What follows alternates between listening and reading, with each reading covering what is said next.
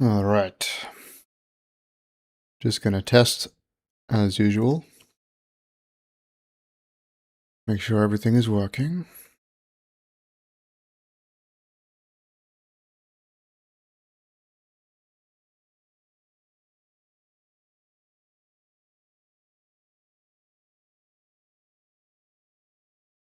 All right, that sounds good.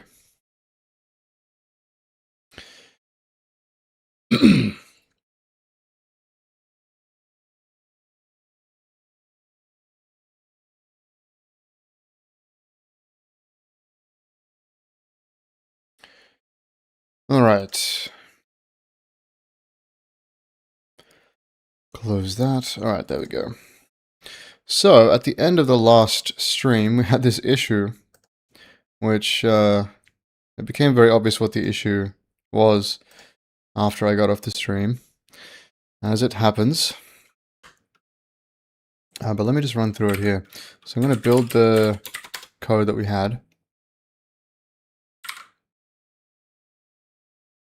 I'm going to start it here. All right, so starting in the start procedure, and we're going to call into main. And we're going to go through these numbers here, which looks like this, basically. So we're just doing a bunch of assignments in the file scope.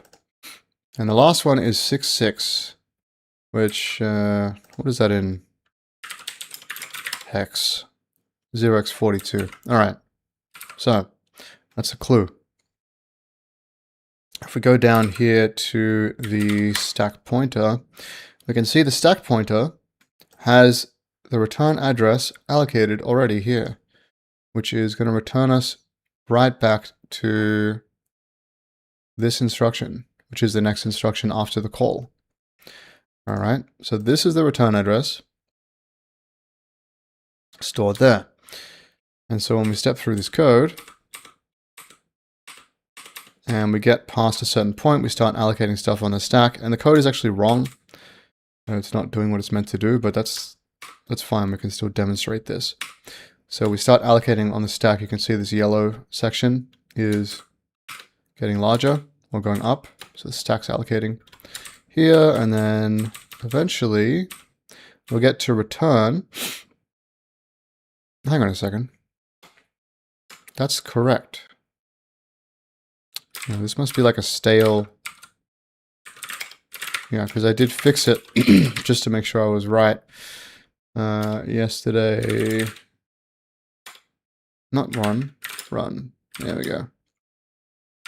Wait a second.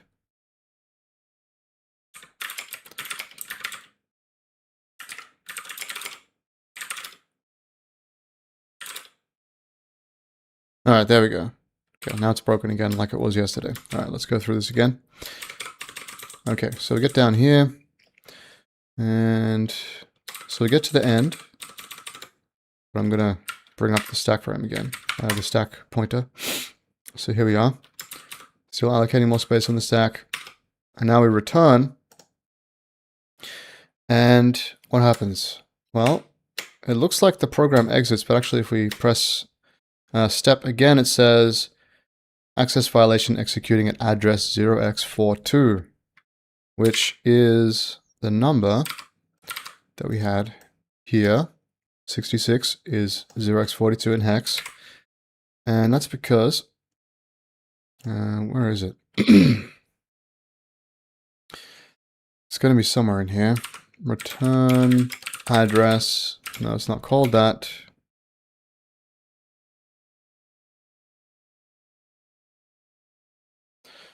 But basically, we need to pop the stack until we get back to that return address that was stored there when we did the call. So where is it? Not the registers. Okay, so the return value goes in RAX. The return address is on the stack.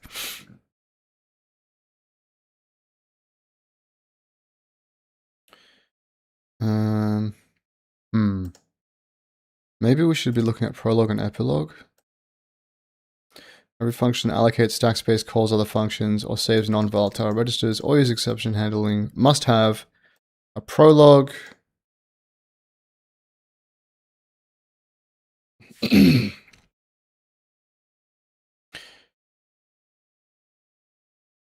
We don't need to do that because it's a leaf procedure, so maybe we don't need to worry about that here. I just wish I could find where it says the return address. This just says, has the address taken? Pointer? No.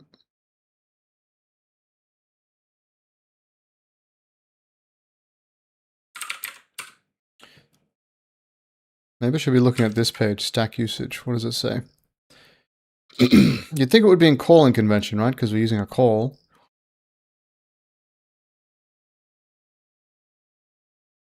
It is here. Yeah, I think it's here. Right, so there it is. Call a return address. Yes. So when we call a leaf procedure, we don't allocate the shadow space, which means we don't need to, well, we don't copy RCX, RDX, R8, and R9 into the shadow space, or home, as it's called on this page. But call automatically copies the caller return address here at the top of the stack. So the solution is, I mean, it's kind of obvious if you think about it. We pushed a bunch of stuff to the stack. We need to pop it back off at the end. Now, I don't really like the way that this is working currently. Well, it's not even working. If we look at the assembly, where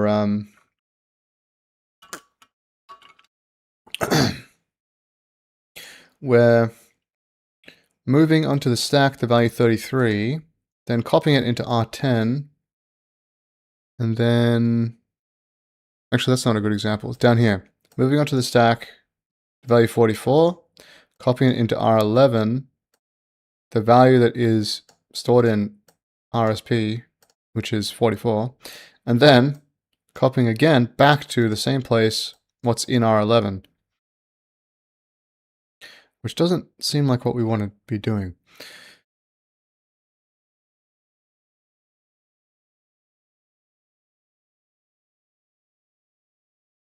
I've got to look at the symbol table as well. Or symbols it's called, I think.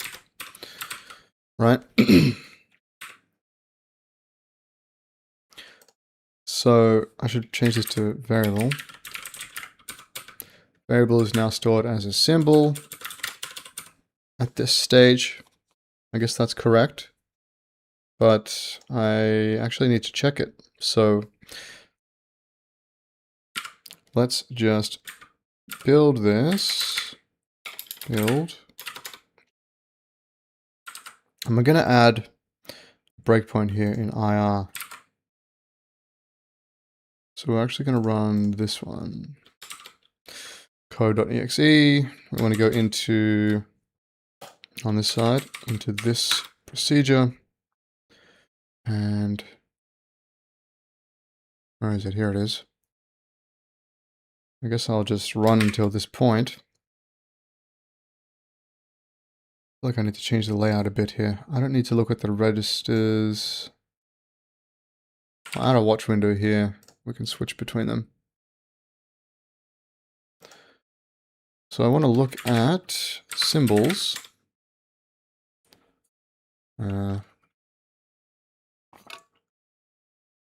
Just a second. There's a bunch of other breakpoints that I still had in here. All right. So I've got a symbol. I'm not even sure how to look this up actually in the debugger. So key cell, value cell, key value. Well, I can see that we got back the register RCX, so we're storing something in RCX. Right, that's our first slot, which should be the variable X. Is that the token text? X, yeah. I'm just going to run this again. We should have the token Y. is then stored in RDX. Z is stored in R8. Now, of course, if you're calling a procedure that actually has input, parameters like, myproc xyz int whatever, RCX, RDX, and R8 are going to be taken at this point. So you'll probably go straight onto the stack, but you might be able to store some stuff in a few registers, but then you're going to go on the stack pretty quickly.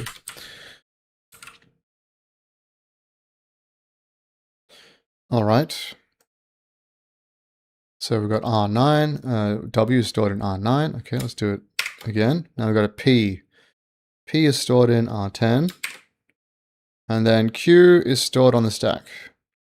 So you can see the register is RSP, and the offset is 0, but this is sort of a problem that I'm having. We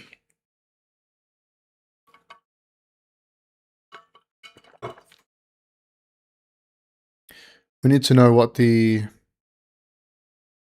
offset of RSP, or I guess what the pointer was. Man, it's lagging. Why is this laggy? I think this computer is laggy. That's no good. So the problem that we're going to have here is that I think, let's just run this again. So we got RSP offset 0, and then RSP offset 0 again, because we're always storing it at where the stack is, right? So if we look at RSP, we stored the, what the?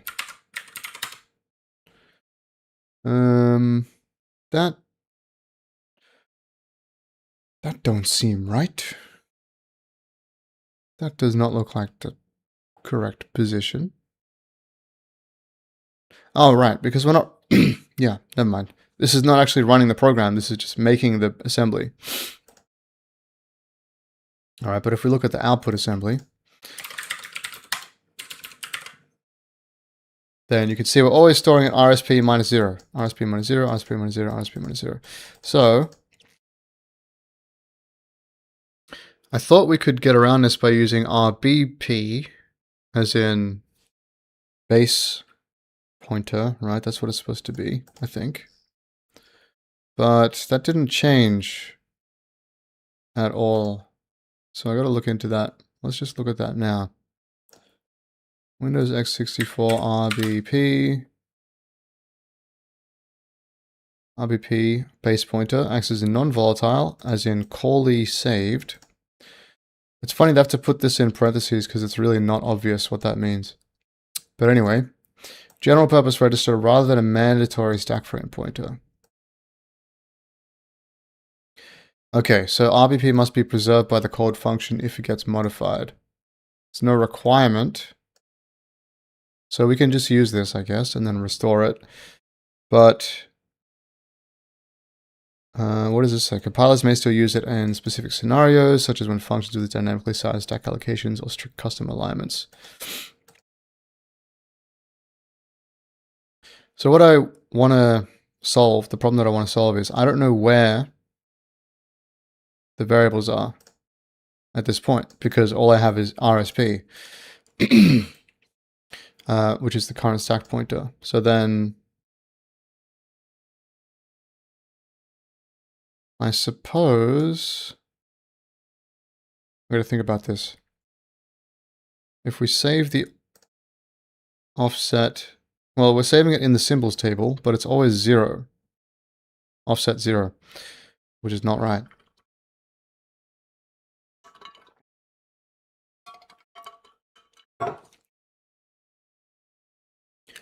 And then the problem is, as soon as we grow the stack, relative to RSP, this is going to be a different offset as soon as we add something else, right? So if we save this, and let's say it is offset 0, and then we add something else, because the stack grows up, it should be offset minus 8, right? So what I'm thinking is in this compiler, maybe we use the RBP, we set it manually at call time. So we just set RBP to the stack pointer after we call into a procedure. And then we use that as the base. And then we can store the absolute offset of anything we allocate on the stack in this value field here. I think that would make sense. Let's see. That's sort of the idea. So when we call, which we do, the current problem right now is we've hard-coded this. Where is it?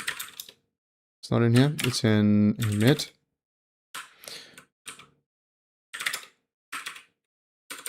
All right, so we've hard-coded this is like in our main function, but that's not really how it's supposed to work. Right, so we're supposed to call into main, and then main is supposed to be its own thing in the language, like its own procedure.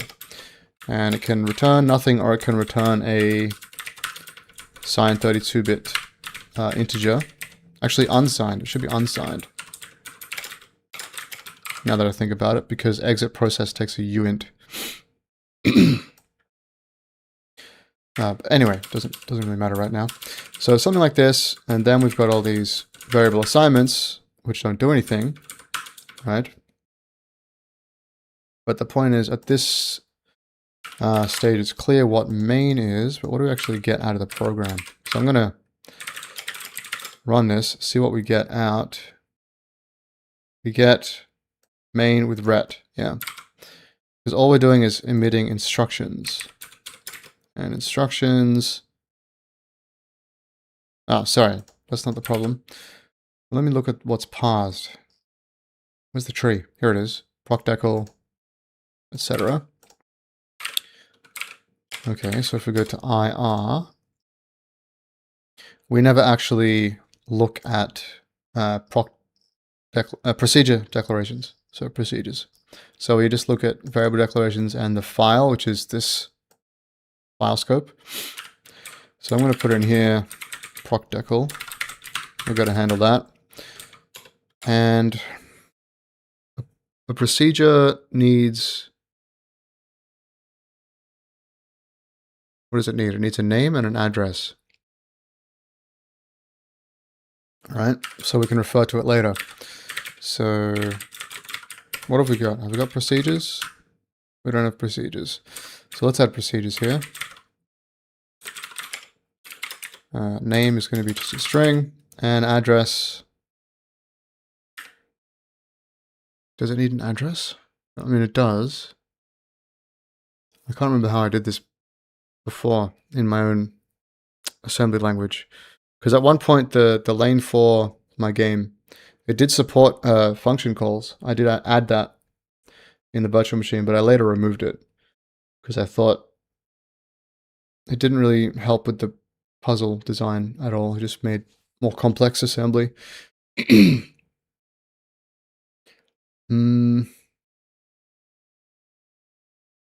So we need a name, and we need to know, I guess, which instruction it is. Yeah, that makes sense, I think. So it's like a jump, right?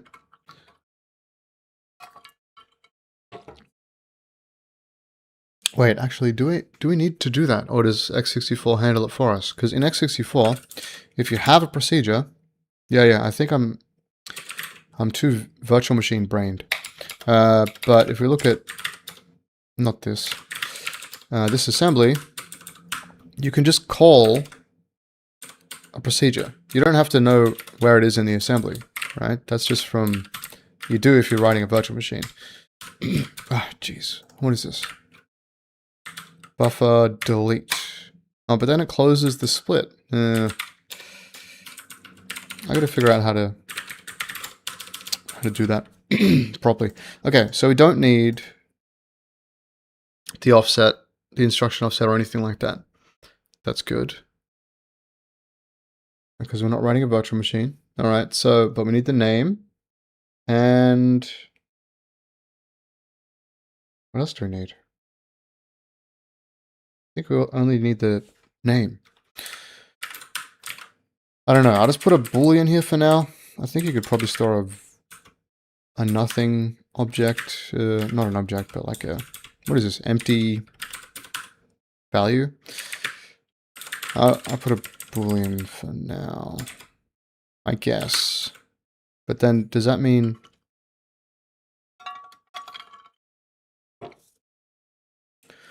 Right. I think maybe we just don't even need to store them. But we will need to store them because we're going to need to reference them later to find out when we call something like, you know, add numbers or whatever. Actually, I don't have int. So whatever this is, right, this is a procedure. And if I call it here, add numbers, R and S, then add numbers.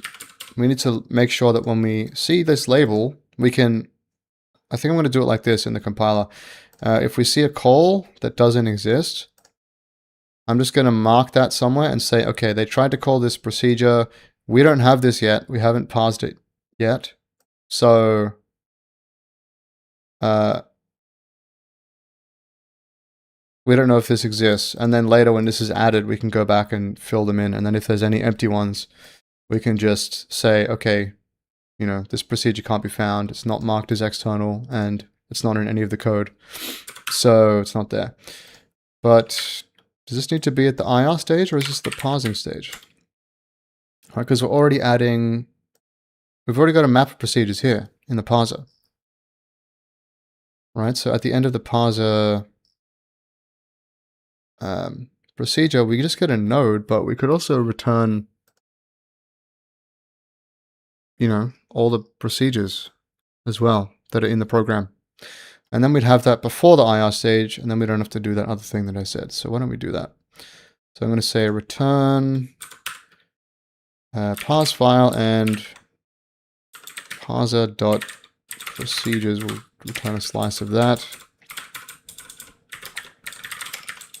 Root and procedures, which is a map of string to node pointer. I think that should be okay. I have added text wrapping as well. I added that last stream. So if you see these wrapped lines, I think it's just a little bit better for streaming, and so I don't have to keep going off the side of the screen, etc. Anyway, so now we're going to get the procedures back, and we can actually pass that into the IR, which is here. So we've got the root and procedures, and we just have a map of string to node. And I'll just store that on here, on the IR state. So this will be string to node. All right. That should work. Of course, we have to do a few changes in main. So now we get back root and procedures, and then we pass that in here.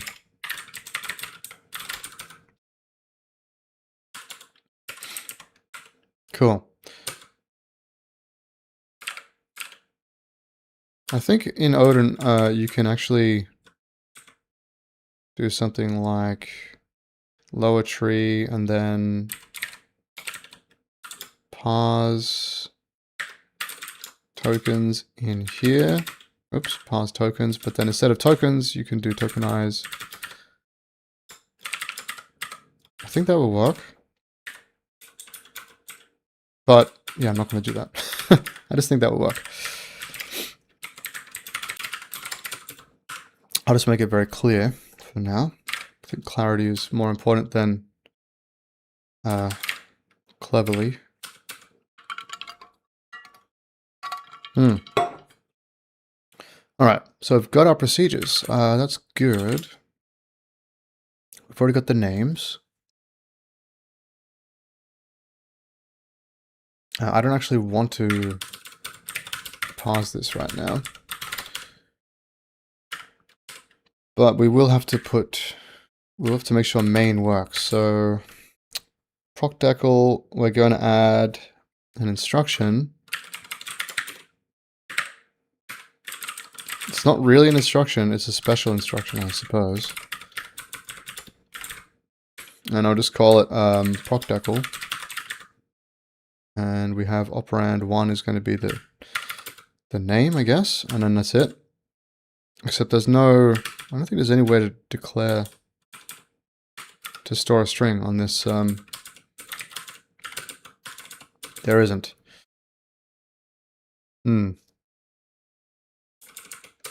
So I will just put a string on here. Why not? That means that every instruction is going to grow by, what's that, 16 bytes for the length and the pointer.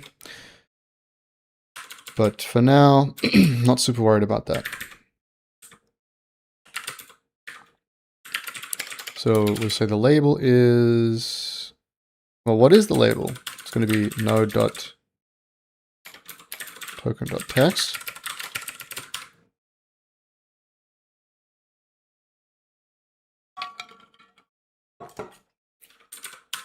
Okay, there's no operands. There's no operands. That's it. That's all we need to do. Do we need to return something? Let's return an operand from lower, but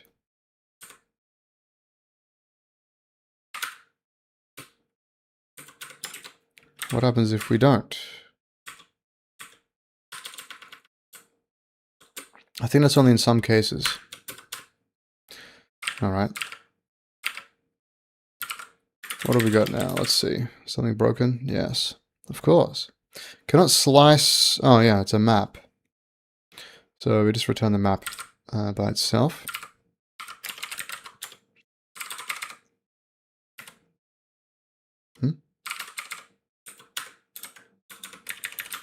That should be fine.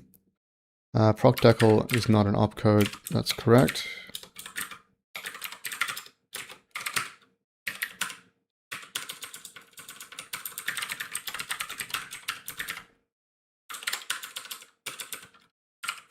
And what else is there? Mixture of field equals value and value elements in a literal is not allowed. So this will be, I guess, on line 117 now. Ah, yes. This should be kind, I suppose. Kind? Is that not what I called it? What did I... No, I called it opcode. Unhandled enumerated array case procdecal in emit. Okay. Well, we need to handle that actually.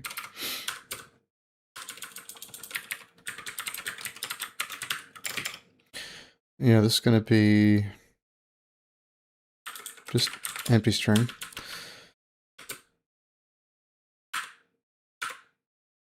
Okay, and then down here, code operand, etc. All right, so I want to put procdecal here, and we're just going to print out.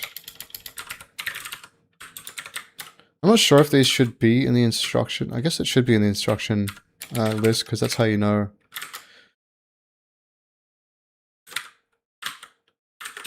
Which order it is. Yeah. That didn't really make sense what I just said, but I think you get what I'm saying. Instruction dot label. So this is basically going to be the same for labels. I don't remember how labels work in NASM, but I'll worry about that in just a minute. Okay, what do we get? We got, all right, not what we wanted. So this is fine, but still not lowering this. Oh yeah. Because we basically need to lower the body.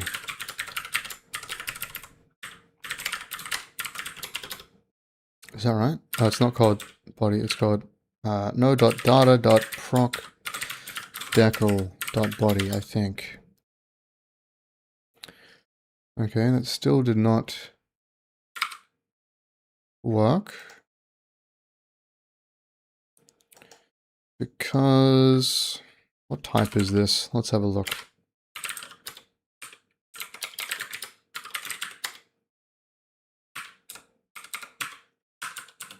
All right. So body is just a node.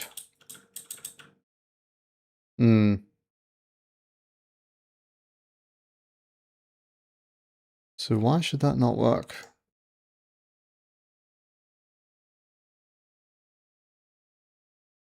Because it's probably a block.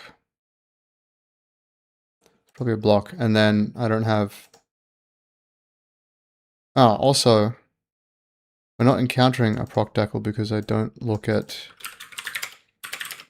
file procedures. I think that's what it's called, right? Yeah.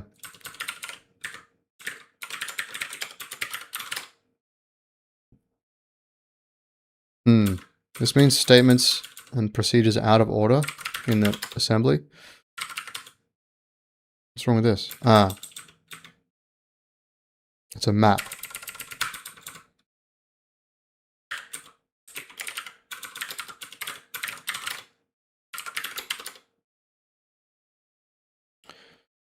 Okay. We did get a procedure declaration. And it's put it here. Because I probably messed up the printing. Yeah, because there's always a tab, which means... Damn it. I don't want to manually add tabs to everything. Whatever. It's fine. Alright, wrong hotkey. Grab one of these. I'll just put this... I'll put this in every case, I guess.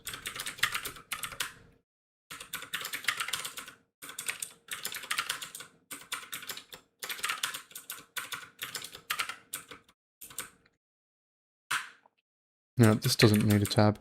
Okay, cool. Alright, so we're going to get main, because one of them's hard-coded. In emit. Alright, so we're going to delete this.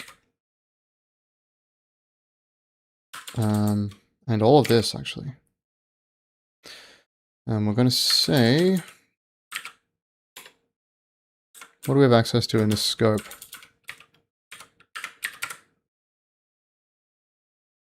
Just instructions.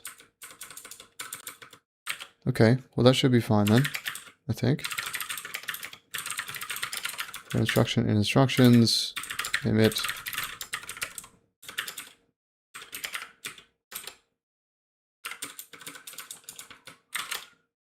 It's emit instruction, okay. So technically they're instructions, but they're not really. Okay, we've got the main, that's good. Perfect.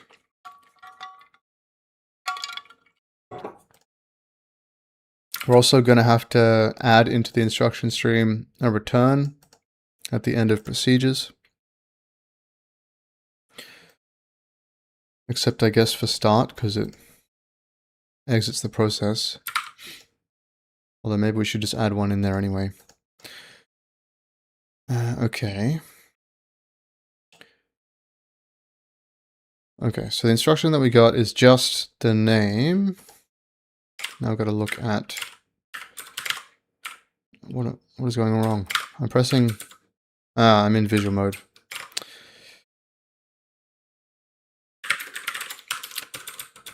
Right. So in the procedure, yeah, we want to lower the body, but that's not working. Why is that?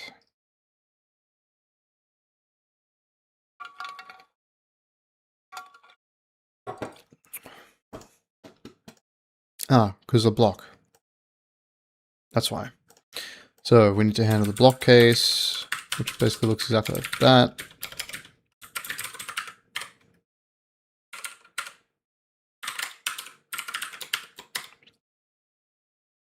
All right.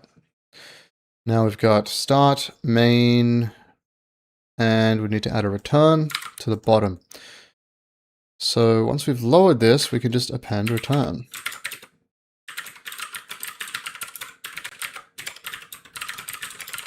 I'm sure this will get more complicated later somehow.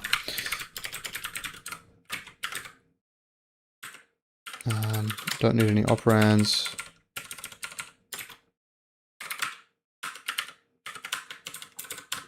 Oops.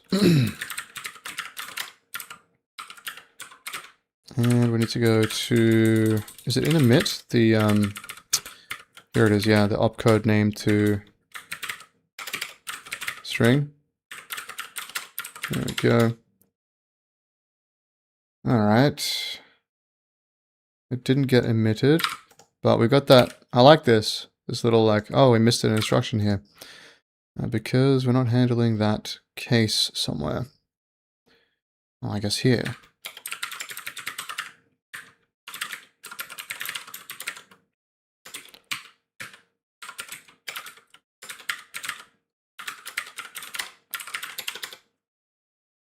Okay, good. That's great. Okay.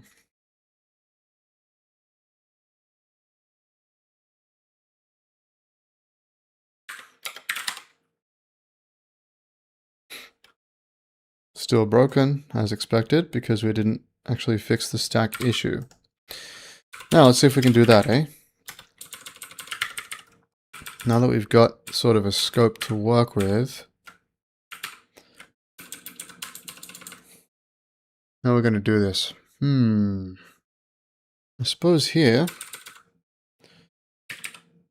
at the top of the procedure, we can set RBP. Is RBP non-volatile? Yeah. So I've got to save it on the stack. Save RBP on stack. And then we're going to use it for our procedures to RSP. So we're going to set it to the current pointer, stack pointer. Then we can save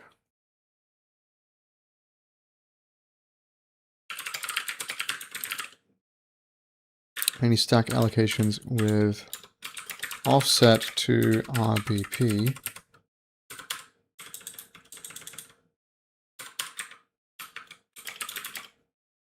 Then we want to reset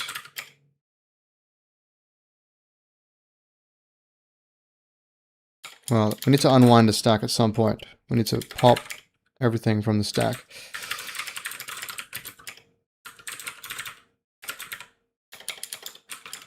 Before return, so the return address pointer is on the top of the stack. Also, in the, well, also if non-leaf procedure, need to align the RSP to 16-byte boundary and allocate 32 bytes of shadow space. Okay.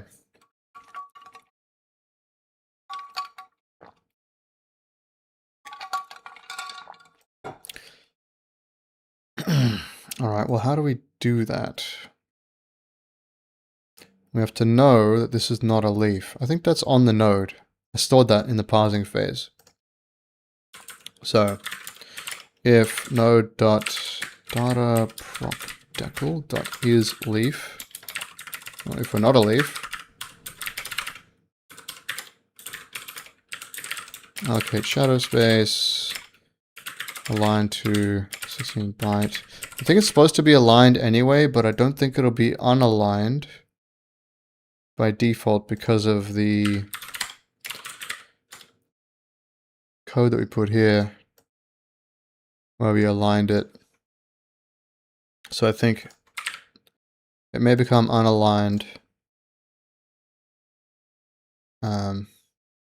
if we, I think it'll still be aligned if we allocate 32. Yeah. I mean, it will be if it's aligned at this point. So that should be fine, I think. But since call does push 8 bytes onto the stack because it pushes the return address, it might be unaligned. I don't know. I'll have to check, but whatever. This is the general thing that we want to do today, I think. So save RBP on the stack so we can, it's supposed to be, non-volatile, which means we need to restore it after our function call or whatever. And then set it to the current stack pointer. Then we can save our offsets. So that's our local variables because they're just offsets from some memory address. Then somehow, oh, I said sack. Pop everything from the sack. Nice. A little bit of high school humor. All right.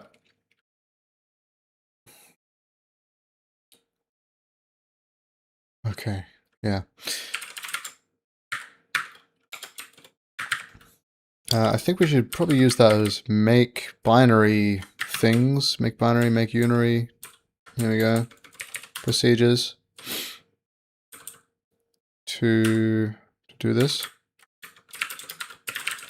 Make binary, and it's going to be a move. We're going to move into the register RBP, the value that's currently in RSP, and also that was actually the second thing, so I shouldn't have done it yet. So first we're going to save RBP on the stack, so we're going to say, I guess, stack, what do I have, stack alloc? Is that what I've called it? Yeah. Stack alloc, I think that should be maybe okay. I guess we'll find out. Stack alloc, pass an IR and 8. Wait, how does this work again? We get an offset. Doesn't really make sense.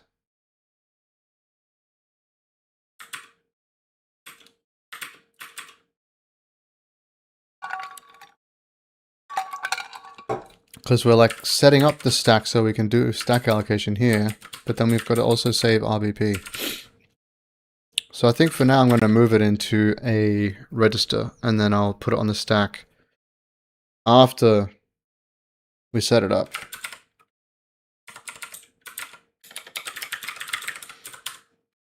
So save it to register and then move it to the stack down here.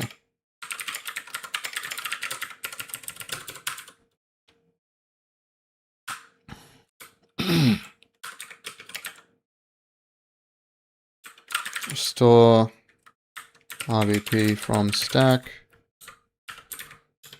Do the procedure statements, whatever they are. All right. All right. I think that's the general gist here. So I'm going to save this to. I can just copy this line. How do I?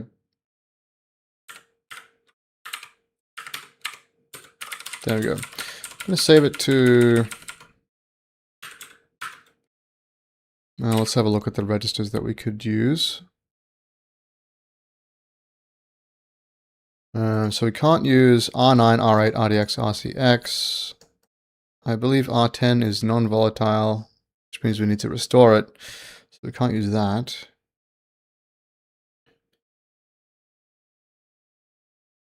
Oh, sorry. Wait, is non-volatile the one we can't use? Oh, God damn it.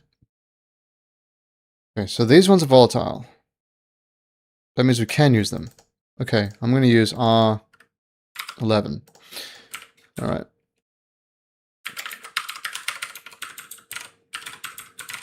Because I know that's not going to be a parameter, and it's not going to have to be restored, so we can just use it freely. Which means maybe we don't need to push RBP to the stack, but then also we won't have that register available if we don't push it to the stack, because we're only going to use this and restore it at the end. Maybe it's more valuable to have an extra register for operations. Well, I mean, it almost definitely is. Okay, yeah, we'll do that. So save it to R11, the current value of RBP. Now we'll set RBP to RSP. That should be good. Then we can save any stack allocations with the offset.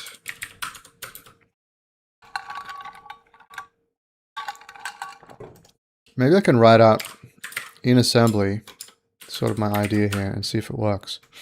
I'll just delete all this stuff. Alright, so what we want to do is move into R11 the value that's in RBP, because we have to restore that. Move it to RBP, the stack pointer. Then, okay, with any stack allocation with an offset to RBP. So now when I'm saying, okay, I want to allocate something on the stack, I can say instead move into RBP plus some offset. Would it be plus? Yeah, because we're not going to modify this, so it'll be plus some offset, the value 8, but then before we do that, we've got to move, no, sub RSP 8. Well, I shouldn't use 8 here. The value 42, so we're going to allocate 8 bytes, store the value 42, even though it's just a tiny number. We need to use keyword here to make sure that we use the 8 bytes. Otherwise it'll complain. Okay, and that'll be sort of how we do the stack allocation. So this will be 0, right? Because it's 0 from RBP. Is that right? Yeah. And then, sorry, I'm burping a lot. I just ate a really yummy chicken toasty, homemade. Although I've been informed that that might be an Australian thing, so if you don't know what I'm talking about, it's a toasted sandwich where you toast it in a sandwich press. You put all the ingredients in and then you toast it so the cheese gets melted inside and everything gets all nice and yummy and warm. It's good. Move keyword. So same kind of thing here, but now we've got an offset of 8 and we'll store the value 1, 2, 3. This is kind of what I'm thinking I want it to look like for our stack allocations. And then of course if we wanted to allocate something larger, like a 32 byte, I don't know, struct, then, we'd probably have a couple of moves here, I think. I need to look into what instructions are available because there's so many instructions in x64 that I have no idea all of them. So it's going to take a while to find optimal solutions. This could be something like this, I think, and then 48. So that could be like a struct, and I'll just make these different numbers. And let's just see if that compiles. Do I type run? I think I type run. Alright. So, yeah, we never deallocated from the stack. So now we have to do add RSP, what is that, 3048? Alright, because we allocated 32, then 8, and 8.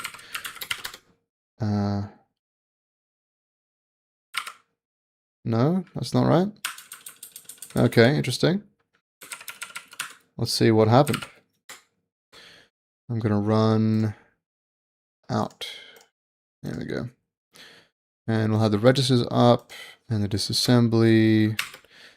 Maybe we should put the disassembly window here as well. Am I blind? Disassembly. There it is. All right. Cool. So we'll just go into here. I guess I don't really need it here. I'll just close this one. Then we can have more memory view. Because we're really looking either at the Odin code or the assembly code. We're not looking at them both at the same time most of the time. So anyway, let's have a look. So we just moved into R11. The value that was in RBP, because we have to save that. Then move into RBP, the stack pointer, right, which is this. Let's go to the stack pointer. Okay. We have allocated extra space. Okay, good. Then we have overwritten the return because we were supposed to... What the hell? Okay, we're supposed to add space. I keep getting confused about this. Okay, 24, 32, 48, and 60, no, 50, 56. I'm gonna brain fart. All right. Okay, that ran. Didn't have the right return code. Although I don't think I put anything in RAX, so yeah. Let's have a look. RSP. All right, good. Now allocation space. Oh, it's minus. Of course it's minus because it goes up. Allocates up, not down. All right.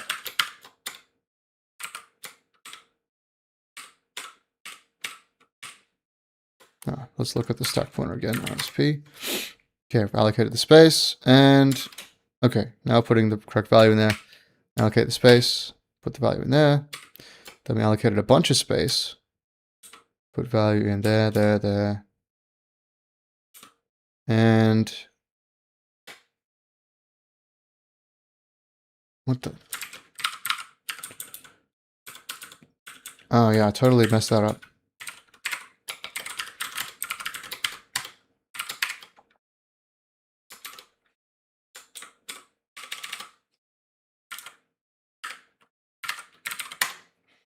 Okay, here we go again.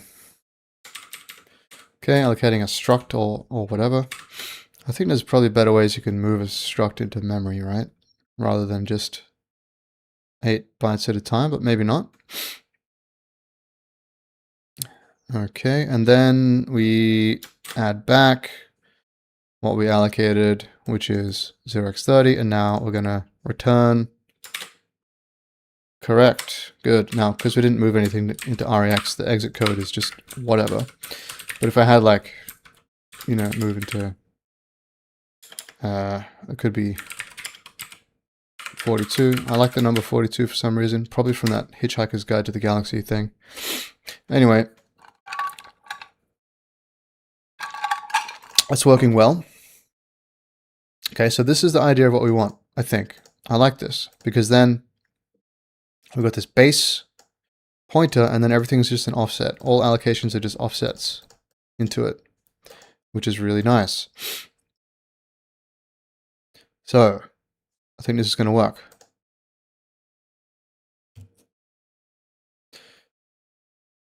So, what did we do in order? We saved RSP to R11, then we set RBP to RSP, then we allocated space for something. So basically, didn't have to do anything different. I might actually just do a quick call here. I'm going to add another procedure, do whatever, and it's just going to return. It's not even going to do anything. I think that will still be fine. And then I'm going to call it in here and see what happens to the stack. It seemed to be fine. Interesting. Actually, I'm gonna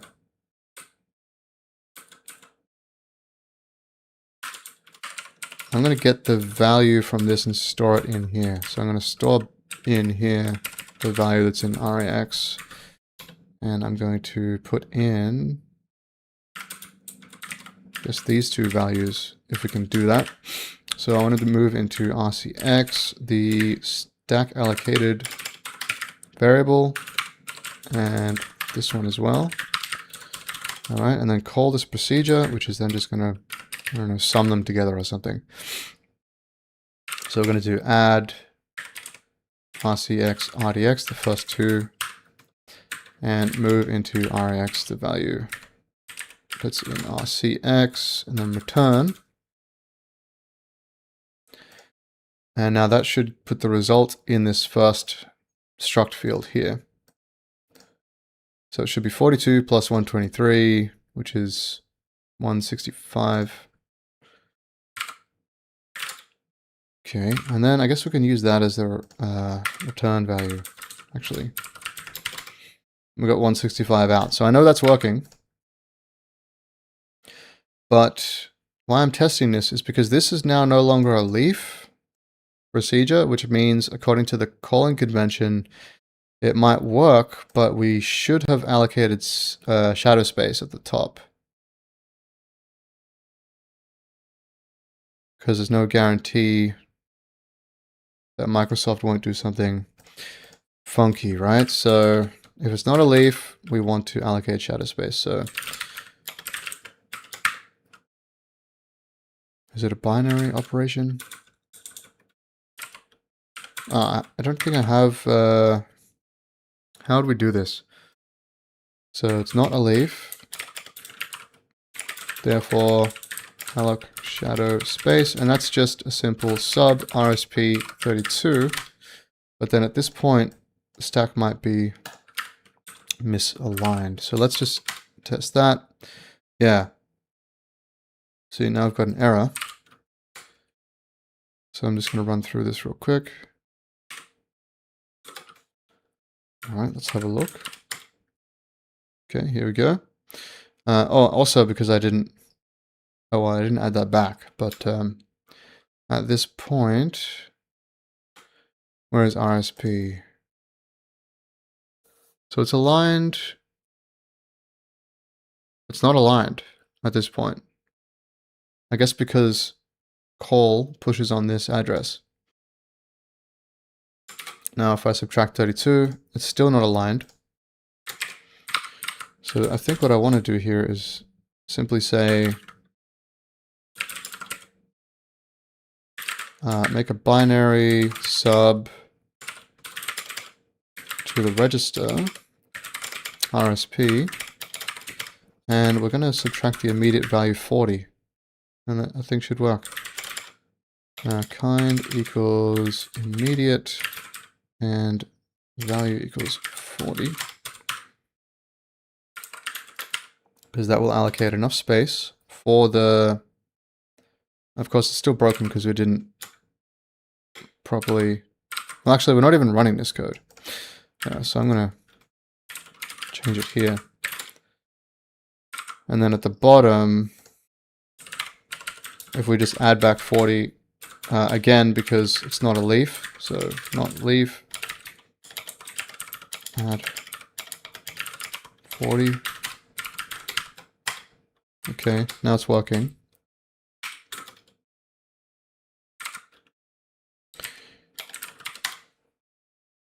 There we go. So we now have an aligned stack. And I think you have to have an aligned stack pointer for when you get to... Actually, it's when you do a call. Which means that depends on what we've allocated on the stack, right? So we can't do it here.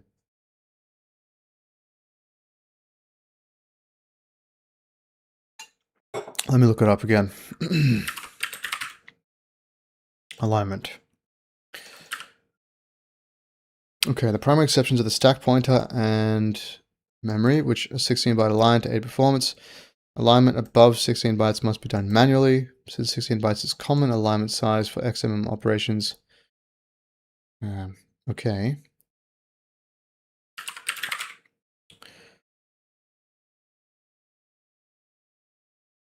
If a frame function does not call another function, then it is not required to align the stack. See reference section in stack allocation. Okay, here we go. The stack will always be maintained 16-byte aligned except within the prologue, for example, after the return address is pushed, and except where indicated in function types for certain class of frame functions.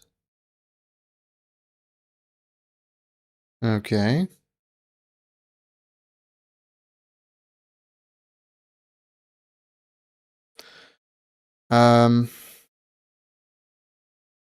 See, this is confusing. So the way that they write these documents, I don't understand the reference point they're using. So it says will always be maintained. Does that mean it must always be maintained by us, the programmers? Or it will be maintained by them? You know what I mean? I assume it's us. Okay. Contains at least 4 entries, blah, blah, blah. Home addresses are required. I know that much. This area also provides a convenient space to save register arguments during thunk execution. What is a thunk again? And as a debugging option, okay. Even if the called function has fewer than 4 parameters, these 4 stack locations are effectively owned by the called function and may be used by the called function for other purposes besides saving parameter register values. Thus, the caller may not save information in this region of stack across a function call. All right, I'm gonna see. It's like I feel like an idiot reading these documents, I swear. So I'm just gonna have to go to Google and say, when is it required to allocate the stack to 16-byte boundaries in Windows x64 or whatever. The stack pointer must be aligned just before issuing a call. Right. And it must remain 16-byte aligned throughout the body of any frame function. Okay, I'm missing something here. What is a frame function? I guess I'll just ask it. What is a frame function? Any function that modifies the stack pointer, saves non-volatile registers, or calls other functions. Oh, that's what I read up here somewhere. Did I call it a frame function? Or was it in here? I think it was in prologue, right?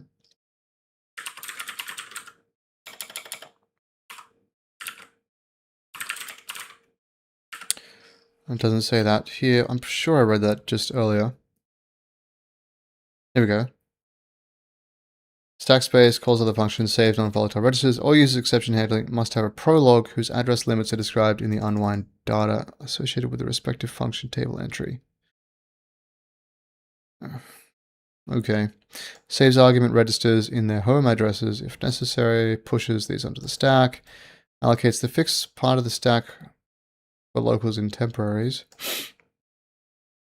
and optionally establishes a frame pointer. So that's what I just did, right? Optionally established a base pointer for the stack. Is that what this frame pointer is? I don't know.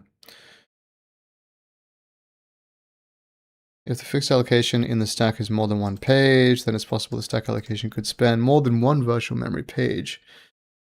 Therefore, allocation must be checked before it's allocated. This is confusing. Okay, the code for a typical prologue might be move onto the stack the value in RCX, push R15, R14, R13, right? I should probably be using push instead of manually moving stuff into the stack. Okay, and then sub some fixed allocation size. Right.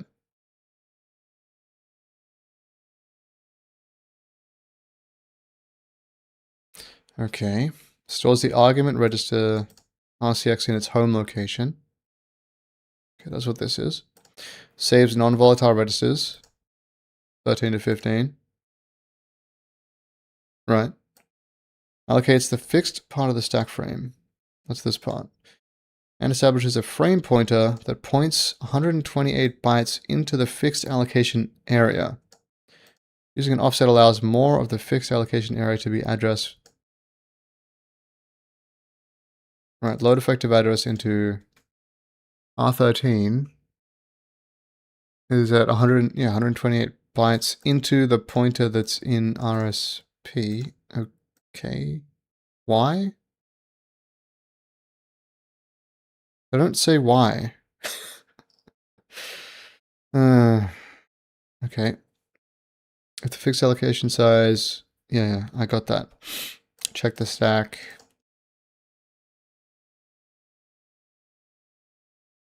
Right, okay.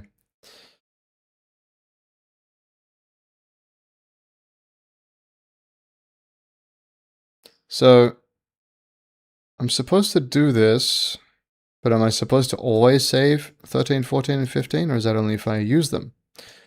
Because they're using 13 here.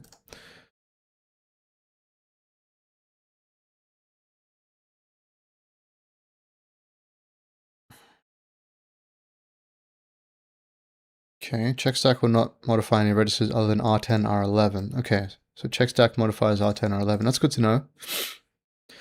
In particular, it will return RAX unchanged and leave all non-volatile registers. And argument parsing registers unmodified. Right.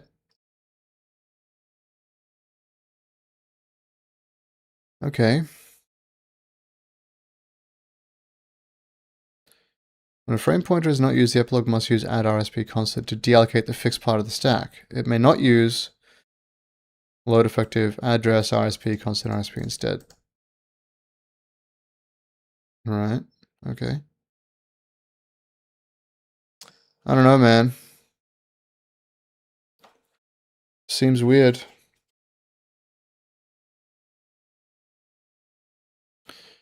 So the preferred method for saving non-volatile registers is to move them onto the stack before the fixed stack allocation. Yeah. But I only have to save the non-volatile registers if I want to use them in that procedure, which, maybe I do in a lot of cases. Pushes of registers are as fast as moves and should remain so for the foreseeable future in spite of the implied dependency between pushes. Non-volatile registers can be saved in any order. However, the first use of a non-volatile register in the prologue must be to save it. Okay. Gotcha. Right. So is this move here just because they didn't want to use push? Because they're showing you can do it both ways? Maybe? I don't know. I gotta look up push again.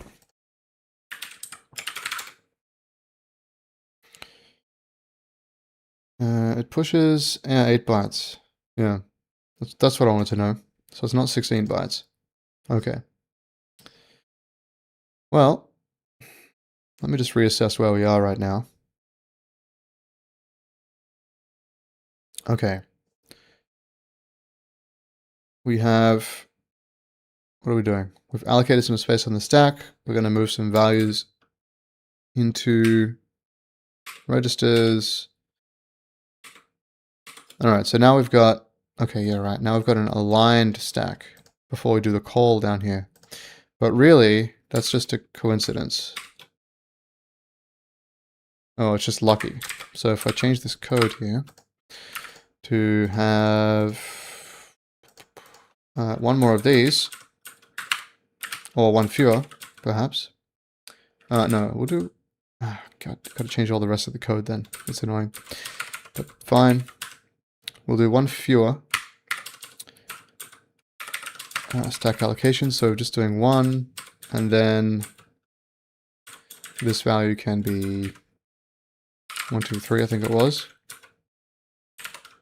Can be 16.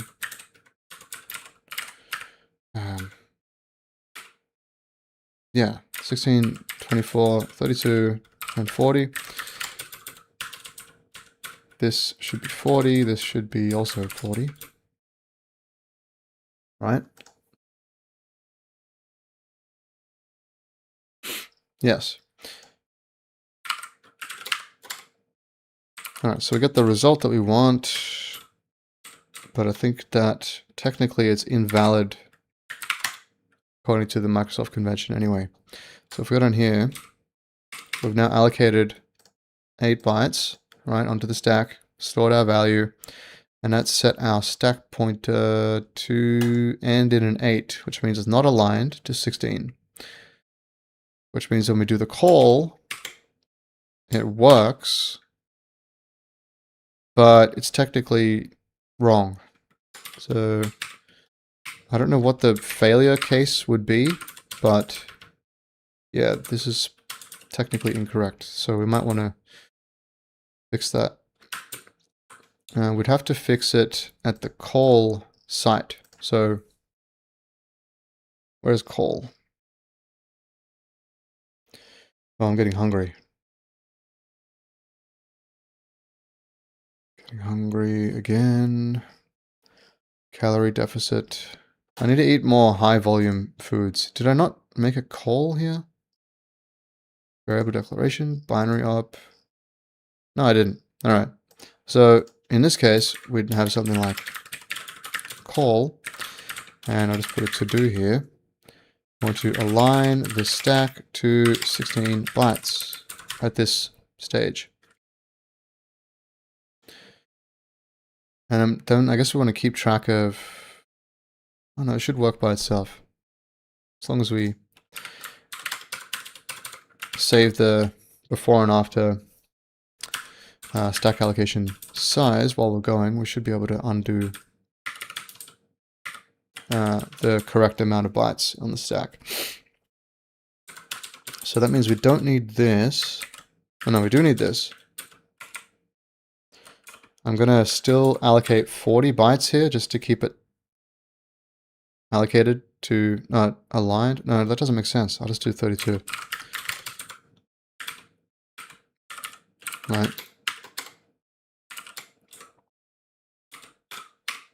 So now if we go into this, we've got, yeah, allocated to 8. No good. Still allocated to 8. That's fine. Oh, so this should be 32, sorry. This should be 32. And then by coincidence, it's going to line up now. And of course, the program's going to break. Interesting.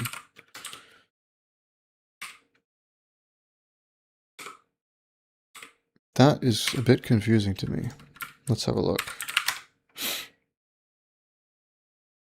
Where's our return address? Oh, we just allocated some space. That's fine. There it is. Okay.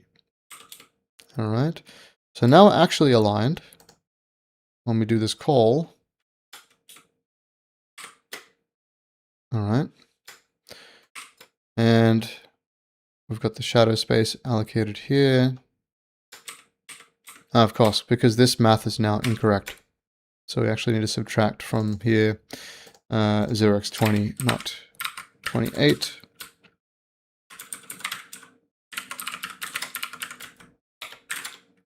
Yeah, there we go. All right. Oops. Oh no. All right, there we go. Okay, cool. So go to RSP, it should be aligned. It is aligned, which is good, but it's only by coincidence. So we just got to make sure that that isn't a coincidence in the future. And the way that we do that is here. We add something here.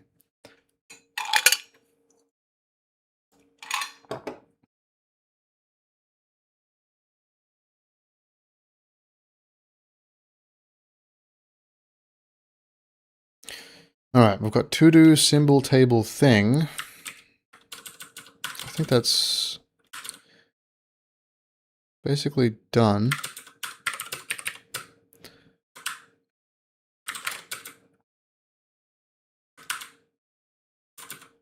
Okay, so let's just have a look at this. First thing we want to do is, if it's a leaf, if it's not a leaf rather, allocate the shadow space. Very well. Now save RBP, set RBP to RSP. We might want to actually save RBP to the stack here. So we'll set that to 40. And that's just so we can free up register 11 straight away. We don't have to figure out how to do that later. So we're going to save it directly to the stack right after the shadow space. Although I think technically we could use the shadow space because it's up to the procedure to use it if they want. Maybe I'll investigate that later. Okay. So we're actually going to move into the... I guess we could just make a push, right? Oh no, we could just push it. So 32, push, stack. It's called stack push, isn't it?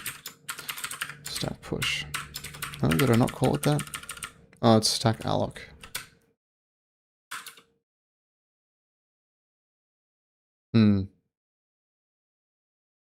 I might just make this a special case. So I'll keep this as 40. And we'll move into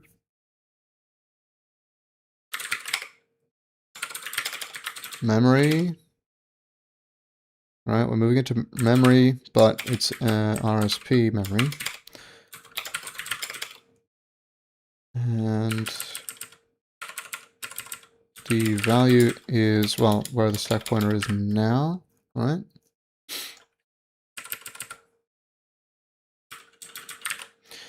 And we're going to move from RBP, yeah.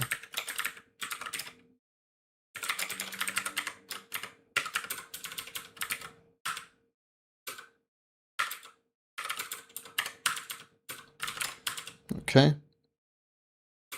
So I've now saved that value. Then of course, at the end, we need to restore RBP from stack. Oh, that's correct now. Pop everything else from the stack. That's actually first. And then before ret, so the return address pointer. Oh, right.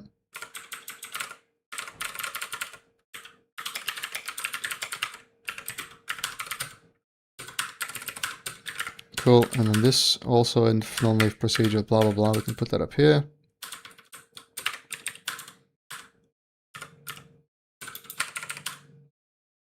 We don't need to align the RSP to 16. It's just before we call something.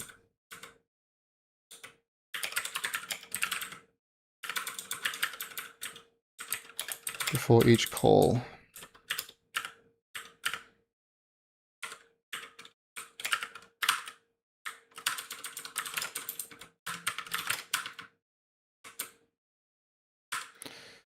I'm just making a lot of comments here so I can see what's going on.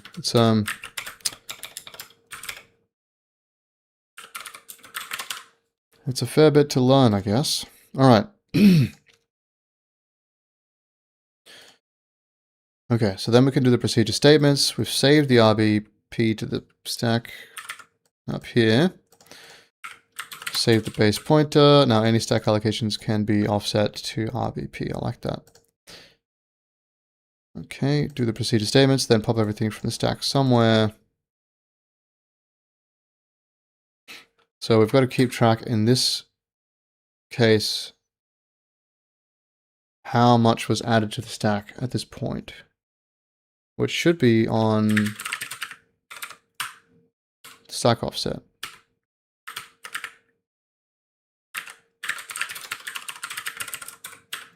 So if we just pop everything from the stack by making a move instruction, not a move, add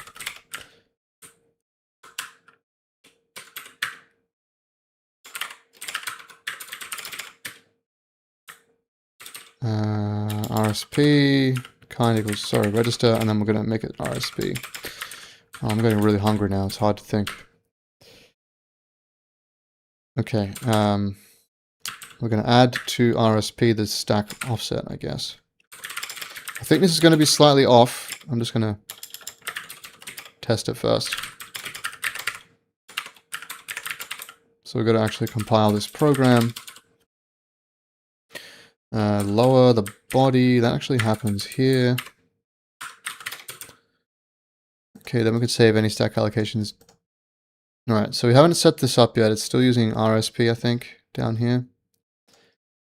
In the stack alloc. So we want this to be our BP.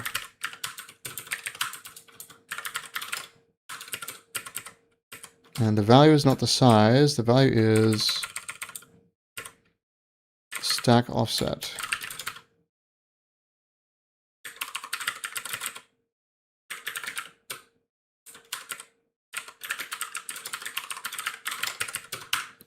Right. Yeah, I think that's right. Return the offset to right into RSP plus offset. RSP is saved at procedure entry to, not RSP, RSB. I'll just do this. RBP at procedure entry. Okay. All right. RBP. I'm not using RSP anywhere, am I? Yeah. Just going to delete this comment here. Really got to keep on top of your comments. They get out of hand really quickly. Odin run code. I've got a bunch of errors. Okay. All right. Line 132. Source is missing, apparently.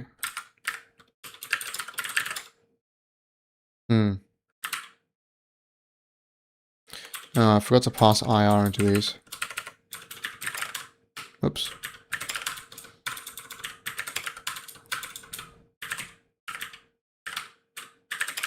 I'm tempted to have a sort of I think Zig has it, unified function call syntax, I think is what it's called in this language.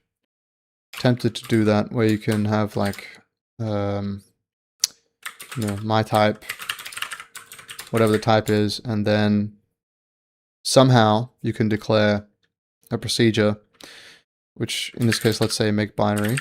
So I'll call this IR struct, and then make binary is, this is like the wrong syntax, but whatever. You get the point. Procedure that doesn't return anything, but the first parameter is self pointer to IR, and then it takes whatever. You've seen this thing before in tons of languages, and then you can do something like that. I mean, it's really a tiny difference in terms of syntax. Doesn't really matter. It's kind of nice when you have autocomplete, though. You can do that browsing thing. All right, what do we get? Let's have a look at this output. So we're going to move into the stack RBP, move into RBP RSP, great. And then move into RDX42, etc. Now let's see, what do we get here?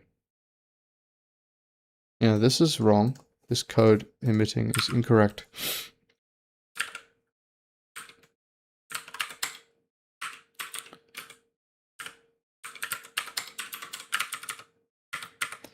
think it's incorrect because of this. No, not because of this. RSP.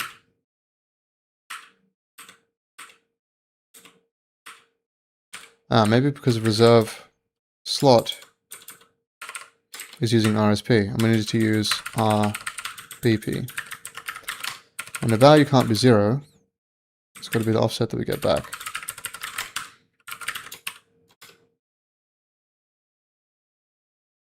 Alright. Shall we see if this works? I mean, obviously it's going to... maybe not obvious, but it's going to still be broken because... Well, 96 on RSP. I'm not sure. Looks like we're allocating a lot of space here. Wait, that doesn't make sense. That is not correct. All right. This sub RBP and then the offset is totally wrong. It should be the size. So I guess that would be this? When we reserve the slot? What happens when we reserve the slot? We then do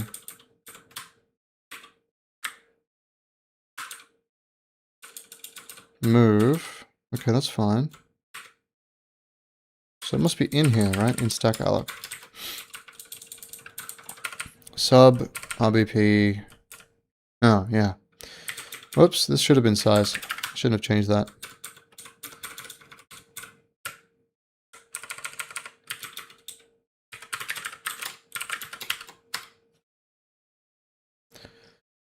Okay.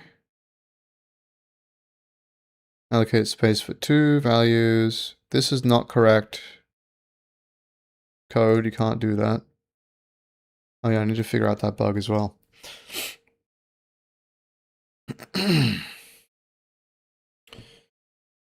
Alright, so there's still some bugs. I need to figure out what's going on with this. I think it's got something to do with reserving the slot.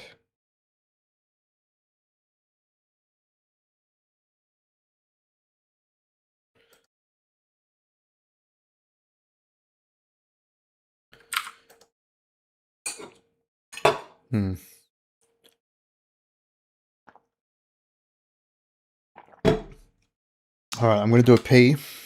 I'm going to grab a drink. And I'm going to get an ice cream. A very tiny ice cream because I'm still on a calorie deficit, so I can only eat tiny ice creams. I'll be right back. And then we'll fix this double pointer move, which is not allowed. So I think what's happening is when we get to the bottom of the tree, we always allocate a slot for both the name that we're going to store something into and then also the value. But really we only need a slot for the value if this is a simple expression, I think, something like that. Anyway, we'll figure it out in a sec. I'll be right back.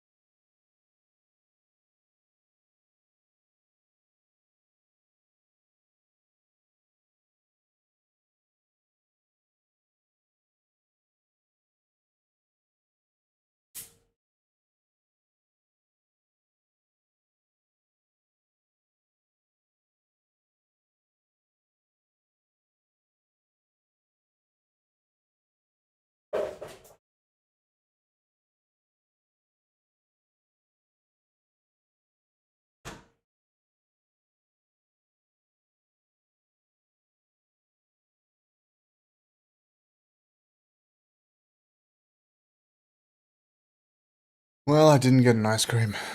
Gonna save it for later. I'll just be hungry. Probably wouldn't have filled me up at all anyway. Just give me a sugar high and then a crash. So.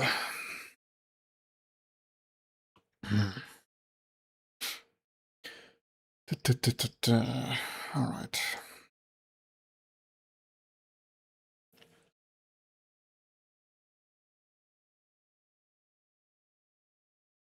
Yeah, alright. So I think what we want to look at is we're making these slots, like making a slot for, if we look at the variable declaration, where is it? Yeah, we reserve a slot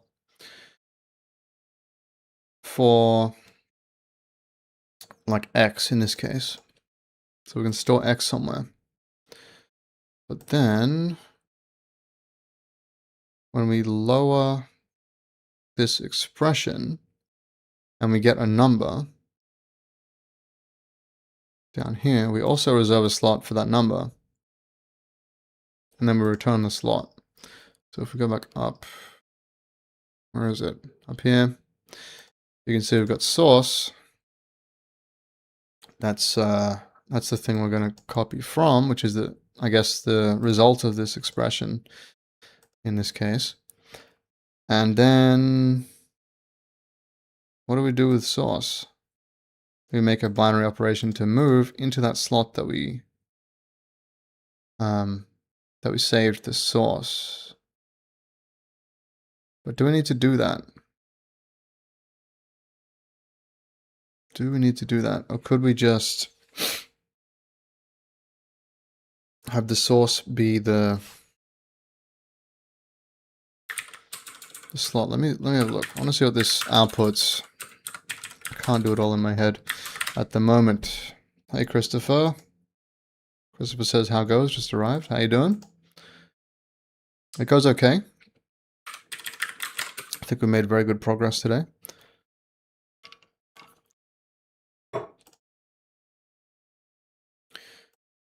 So the thing is here.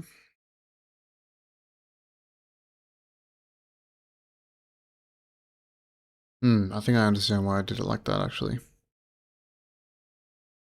Io the dev says this is so cool. Oh, I'm glad you think so. I think we're in like the 0.5% of people that find this to be cool. I think it's very cool as well.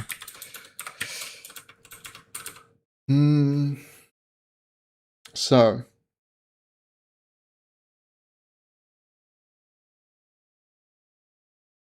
Christopher says, last I checked, you didn't know 3 code, and now I see IR and lowering. I missed stuff. 0.5% gang rise up. Yeah, yeah, I looked into 3 code. Sort of, yeah, I think we figured it out 2 streams ago. However, I'm having some problems with basically double allocations in the assembly. Well, we're sort of allocating too many bytes for things, and then also creating malformed move instructions. So trying to move from the stack to the stack, which you can't do. So I think it's got something to do with the way variable declarations are currently done. I get why I did it like this, but I can't. Okay, I just need to run the code, I think. So problem is, if we comment out all this code, it's not going to do anything. We'll get a symbol, right? So we lower the expression. That gives us a source, and then, we do need a slot here, I think.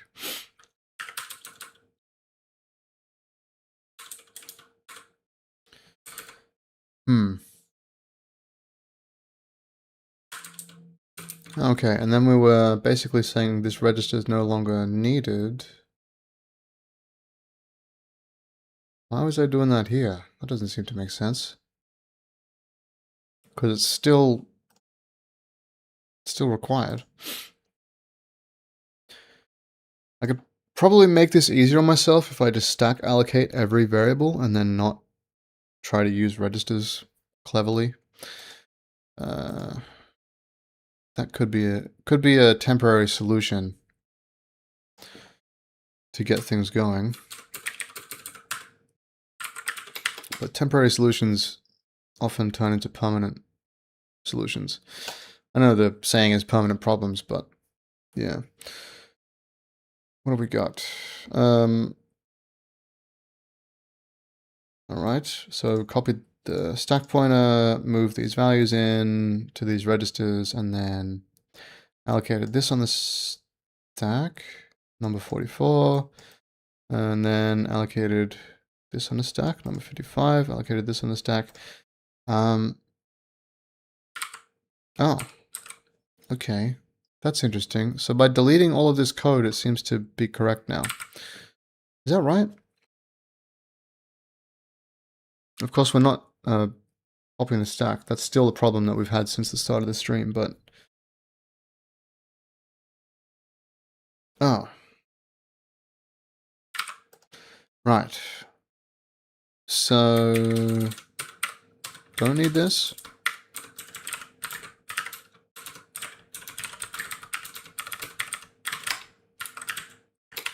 But this might break when we have something more complicated, like...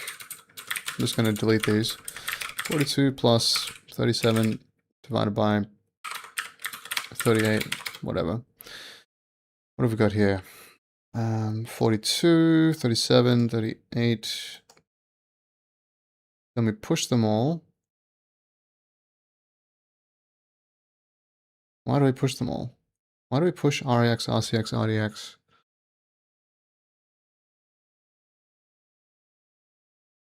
Okay, interesting.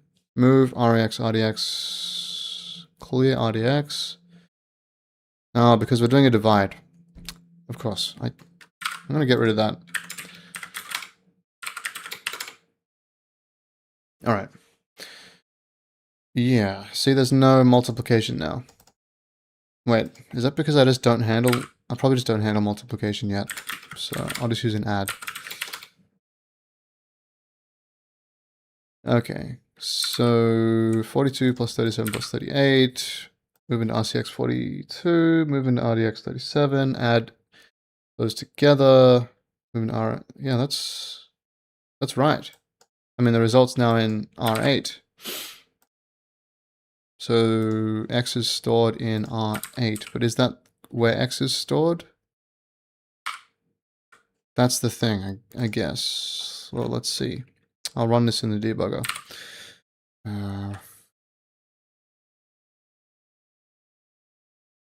Yeah. Which one am I going to run? I will run the compiler. Yes, and I'm going to put a breakpoint. Where are we?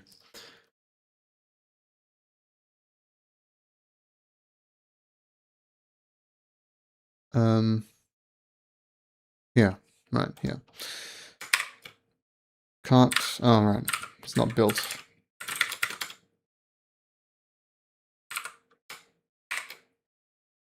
Okay, here we go. So now we've got the slot back. It's R8, yeah, that's correct. And then if we look at the token, it's X. Yeah, so we're storing in the symbol table, X is stored in R8. Wow. Cool. Okay, so just deleting the code worked. That's nice. I like when that happens. Actually looks, yeah, it makes more sense, I think. All right. So, that's good. That's good. Now, if that's working correctly, keep it simple, stupid method, I guess, Christopher. Yeah. Yeah, well, in my case, I had definitely overcomplicated it. I was just wrong. It was just wrong code. So, This is working well. Now, the thing that's not working is, well, we're not going to see it in this code, so let's add some more variables again. Wait, no, I'll just make them simple variables again. Y, Z, W,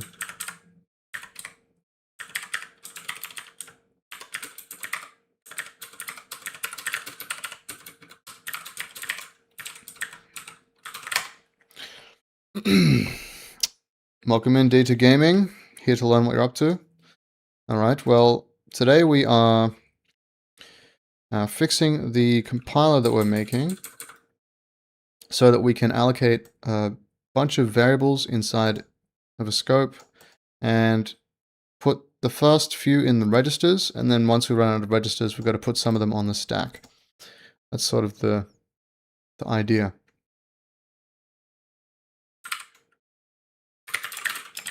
So, what have we got? Christopher says, your project is nerd sniping me into wanting to work on my language project again. Nerd sniping. Yeah, I get what you mean. I like that. Okay, so we're going to move 5, 6, and 7 onto the stack. And, well, let's just run this, I guess. It's gonna be broken, but I want to run it in the debugger. Neox is real, says, do you work in any company like Microsoft or Google? No, I don't work for a company. I've only worked in front-end web development before. And last time I worked was 2021. I mean, for a company. I have my own business. Let's see.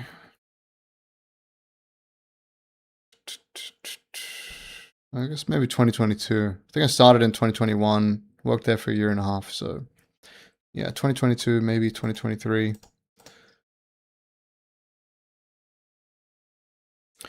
So what we want to do here is actually just look at the assembly again. So this is the assembly here on the right. We're going to call into our main procedure, and we're going to do all the stuff. Now it's going to be broken because we haven't fixed the stack. Hi, welcome in, guys.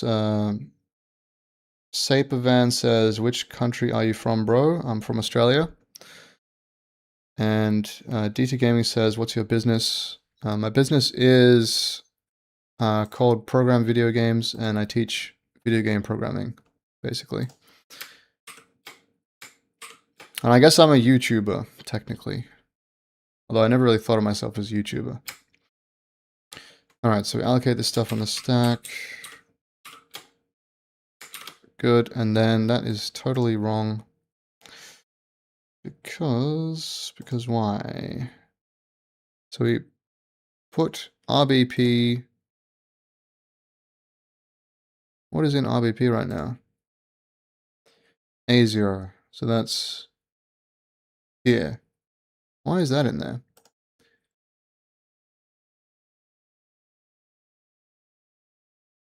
So we move into RBP, the value that's in RSP. Gonna name some of my games.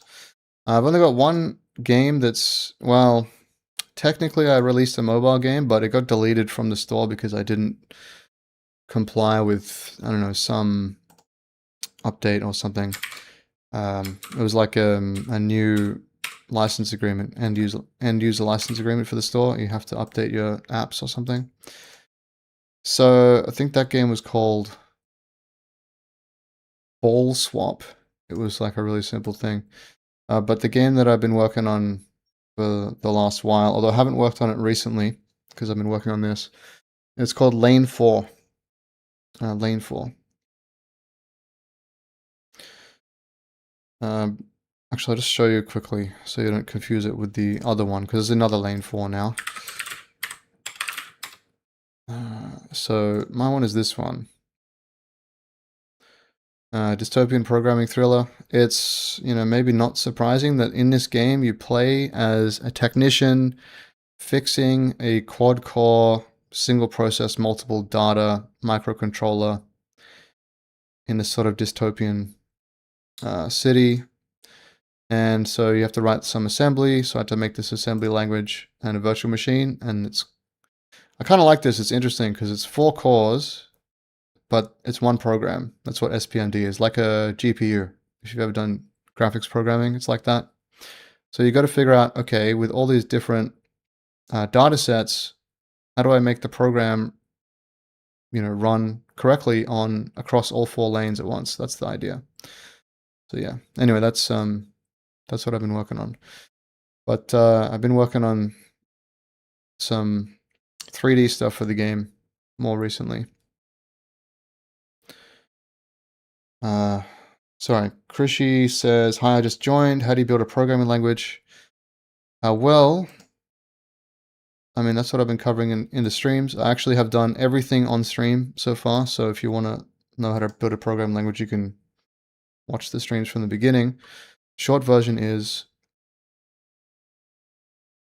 decide what you want to do with your programming language first, probably, like why you want to build one. Then I guess it depends what you want to target. If you want to make a virtual machine programming language, I actually think that's easier because then you can design your virtual machine like the one I just showed you is quite nice to write the code for because it's really simple. There's only 64 bytes of memory. There's only 4 registers and a test register. There's no stack. So that's really easy. But I would say, yeah, then you want to learn how to do lexical, what is it called? Lexical analysis. I think that's a really cringe term, like from academia or something. But it's basically just turning a text into a bunch of tokens. So you run through the program from start to end. You find where the words are, where the braces are, or whatever's in your language, where the syntax is. You turn them into tokens, and then you can run through the tokens and then make that into a tree, which is called the abstract syntax tree. Then you can do what I'm doing now, which is lowering. So I think it was Christopher actually who recommended a few streams ago that I try this method called 3 address code. 3 address code, that's what it's called. Let me just look it up here for you. 3 address code. I'm probably going into autistic detail right now. But this is how you can break down complex expressions into a series of instructions, right? Dieter says I'm more qualified than your uni professor. I mean, I don't know about that. If that's true, then I'm sorry, because that would suck.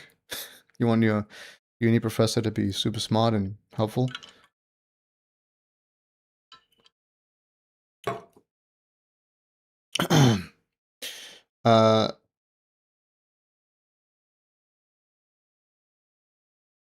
Christopher says Lexa, tokens, parser, AST, and then question mark, and then executable, and the question mark, depends on your goals. Like, do you want an interpreter or a full machine code?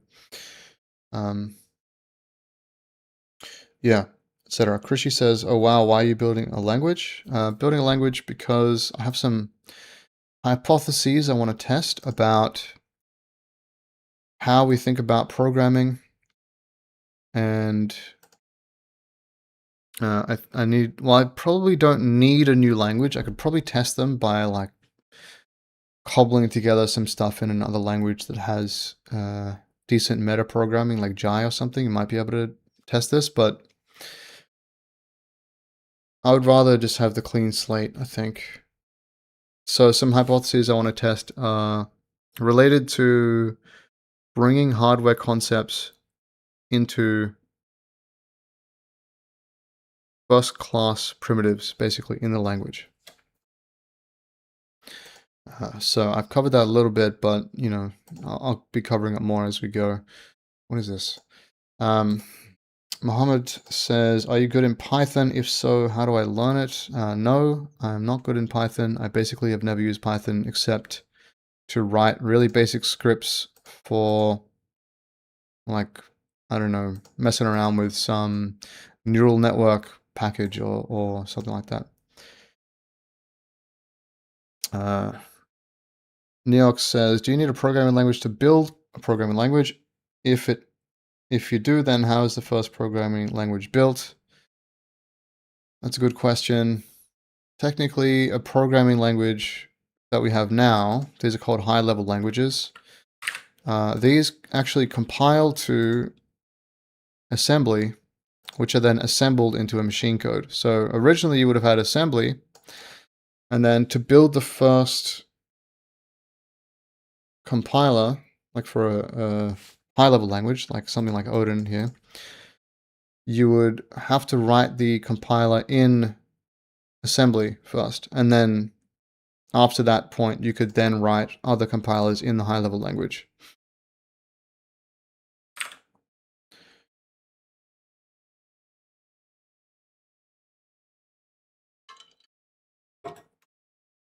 Yeah, and if you want to learn about the machine code, you can look at something like the x64. I don't know where this manual is. x64 instructions.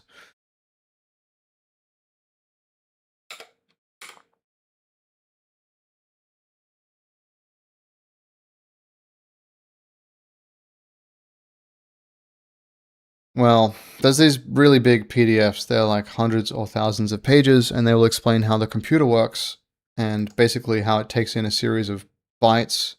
And then depending on what bits are set in the bytes, the computer knows, okay, this is a move instruction. And then there's some flags that will tell it what is it moving and where is it moving. Or I guess where is it moving from and where is it moving to, because it doesn't know what, it only knows where, etc. Yeah. Christopher says, you make a simple, dumb language, make a better language with dumb language, make good language with better language. Yeah. Rain, should I call you Rain? R-R-E-I-G-N. Did a quick look at lane 4. Looks cool. Well, I'm not gonna curse. Looks cool AF. Gives the same feeling as uplink. Oh, thank you.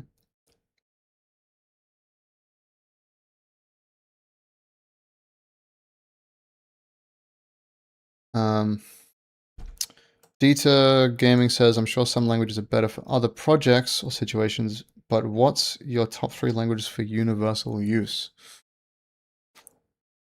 Well, so it's an interesting question because you said some languages are better for other projects or situations, but then what would you use universally?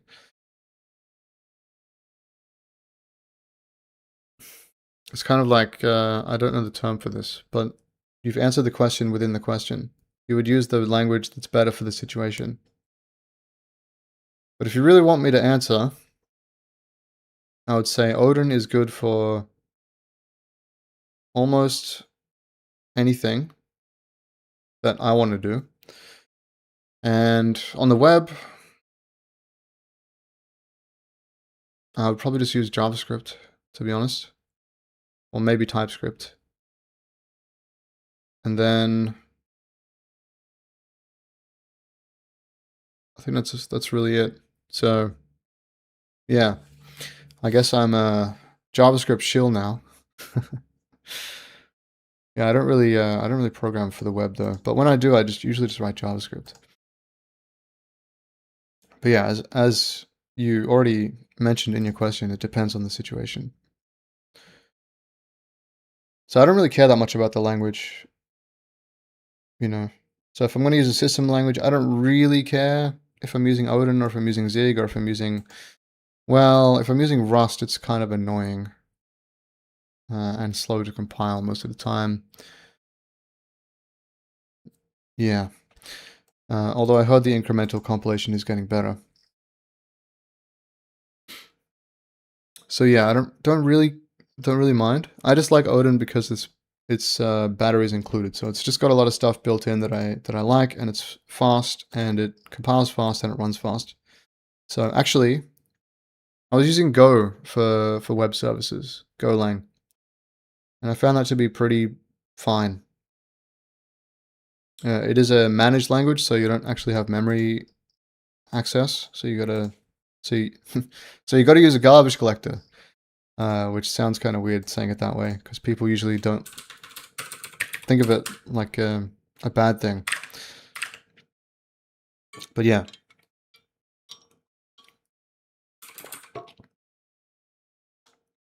I found that to be reasonably nice, except the enum syntax is just stupid. I don't know why, they just want it to be quirky or something. Ask Rob Pike, I suppose. Oh, who was the other person? It was Rob Pike and... I can't remember. Alright, I can't remember what we were doing now, but thanks for the questions, guys. Those are good questions. Christopher says, Go is like 10 steps forward, 4 steps back. Yeah, a little bit.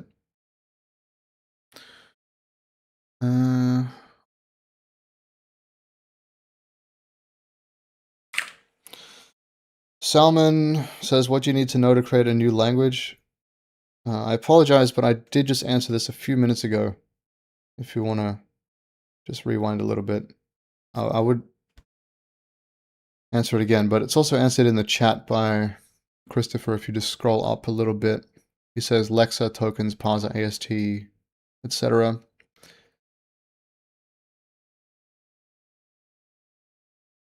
No need to apologize. I'm saying sorry just because I don't want to answer it again, like right now, if that's okay.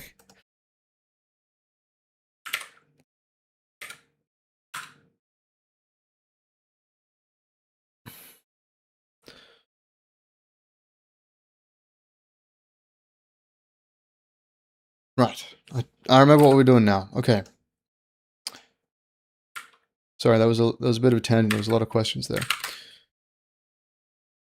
So what we were doing was we were checking out this program, and if I remember correctly, we allocated some space on the stack, and then we moved into unallocated space. So that's wrong. This is incorrect. Right here, this needs to be a... Why is that set to 40?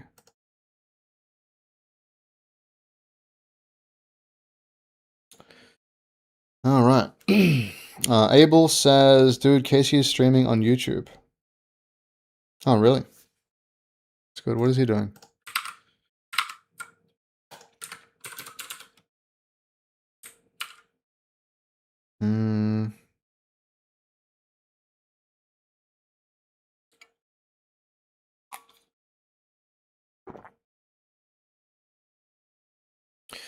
So the problem is we're subtracting from RBP here. That's not what we want to do. So I messed up the code here. Let's have a look. Sub RBP. This should be RSP. It's playing Game Boy game by the HTMX team. Okay, interesting. Actually, if you guys do web stuff, I highly recommend HTMX. It's very nice. Very nice. It's sort of what we should have used the whole time, rather than React and all the other stuff that we tried. All right. Okay, cool. Dita heading out. All right, great. Have a good day. Thank you for subscribing. I appreciate that.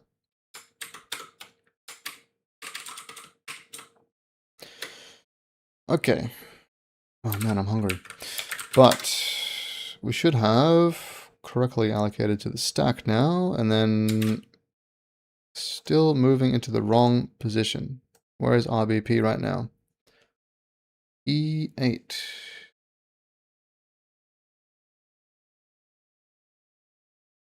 Excuse me.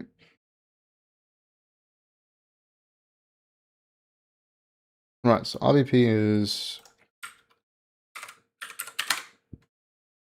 here. Why do we allocate off by... Ah, it included the shadow space, I guess. Yeah, right. So, what's the output assembly? Where is it? Here.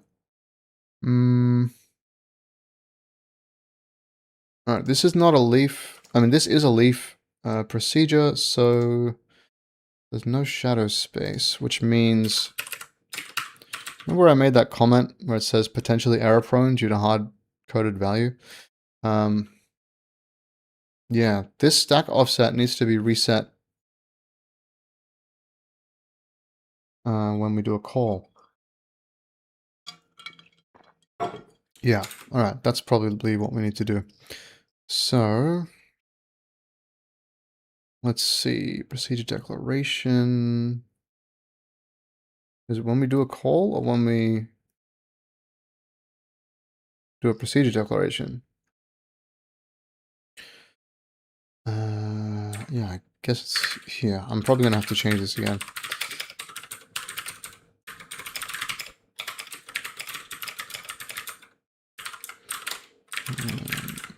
But it's not on the call, it's writing it sequentially. So yeah, it should be here. This should be fine. I'll leave the note there anyway. It's a little bit confusing because I'm thinking about the code execution, but also the compiler execution writing the code at the same time. All right, so, all right, let's have a look at this RSP. It's our stack pointer. All right, we've moved our stack pointer address into the base pointer. Now we should be able to allocate variables relative to that. Hey Joe, how you doing? That boomer shell, he says. That boomer shell. Don't know what you mean. All right, perfect. Allocated space and put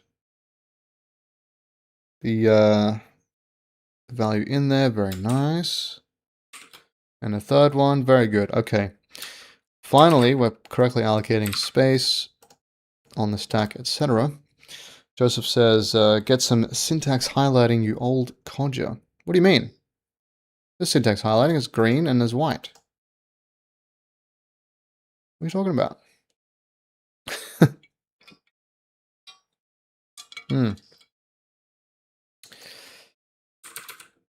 For my shell, I don't know what that means. Sorry. I'm too old. I don't know what you mean by shell. Get a hipster shell with pastel colors and drink a matcha latte. Christopher says 2 different greens even. Yeah. That's right. It's 2 different greens. I think there should actually be more colors, but anyway. The shell is the prompt that runs in your terminal. Oh, you mean this? Why would I need colors in here? There is colors. Look. Well, I have to actually have some kind of error. There's red text when there's an error.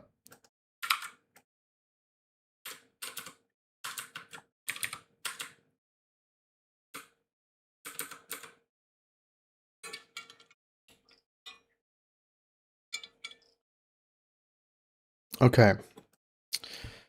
I forgot what I was doing now.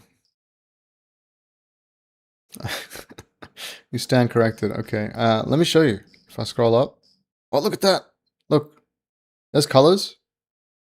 There's orange. There's purple. There's blue.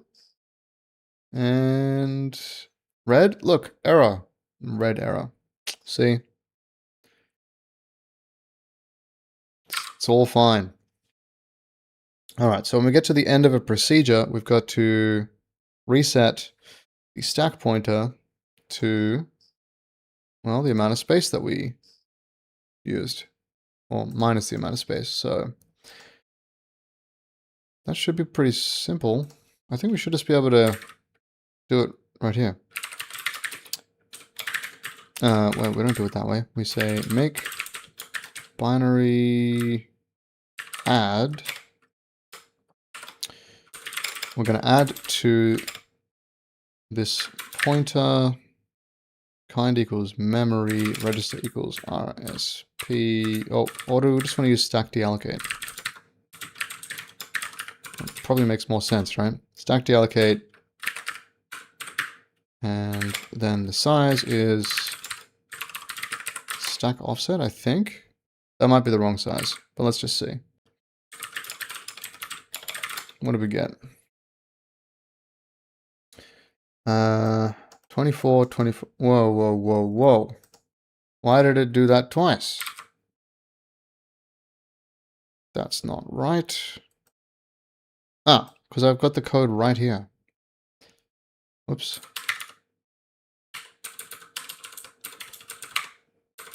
So that should be, yeah, and then 0, right? But then we also need to pop the shadow space, which is 32.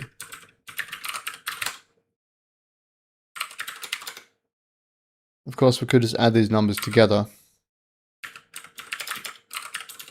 Remove an instruction. Okay. Let's see. Is it going to run? No! Still got a problem. Let's find out what the problem is, eh? Alright, so call into main. Here's our return address. We've now clobbered our return address because this is the wrong thing to write. That was the problem. So right at the top here, where is it? Move into RSP, the value that's in RBP. Well, I didn't allocate space for it, I guess. That's weird, because I thought I did with this.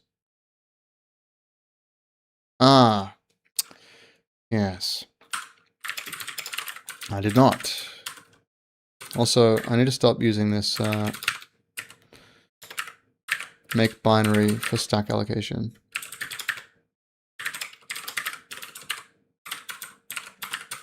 Okay, so I'm going to put the RBP in here. Because we need to restore that later. Did I do that later? I didn't do that, I think.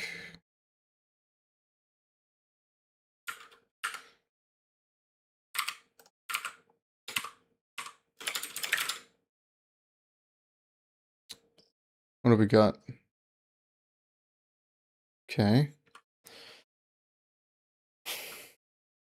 Mm-hmm. Yeah. Alright, so we still have an error. What's the error? I'm getting really hungry now. Eating is going to feel really nice. RSP. Alright, so we have not clobbered this address this time. Very good. We just wrote a bunch of zeros to here because that's what was in there, but that's fine. That's part of the Windows experience. Okay, do our stuff, and then wait a second. I think I saw an error there. I'll run this again.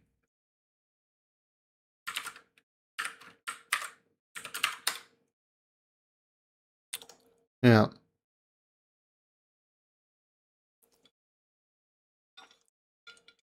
DirectExe says, dude, I feel so behind other CS graduates. I reached a point where I realize just how little I know. People making millions with AI while I'm still worrying about getting an internship.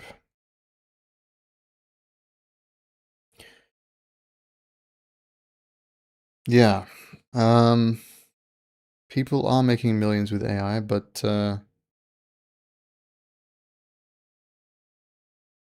I'm not sure what to say about that. There's a couple of things. One is, I'm going to say something really trite, okay? And it's, comparison is the thief of joy. If you're constantly comparing yourself to other people, you're just going to be miserable because there's always going to be someone ahead of you. And I can tell you that from experience, right? I've constantly been comparing myself to, other people in the field that I'm not going to name, but you guys probably know who they are. And feeling like, man, I'm just never going to be as good as them, never going to catch up, blah, blah, blah. It doesn't help. It never helps. Christopher says cart before the horse in a way. Yeah, so you said a few things here, like you realize how little you know, but then you said something about making millions with AI. So People who are making millions with AI, they know about entrepreneurship, business, marketing, how to sell products. They don't know about computer science, probably. Or if they do, they're not really that interested in it. Joseph says, how are you behind other CS graduates because they're using AI and you're not? Do you honestly think that makes you less of a programmer? Question mark.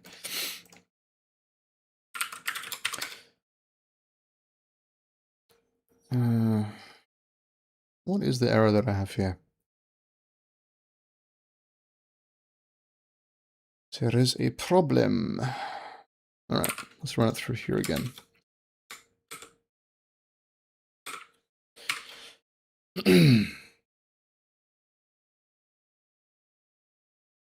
Why? Wait. Hang on a second.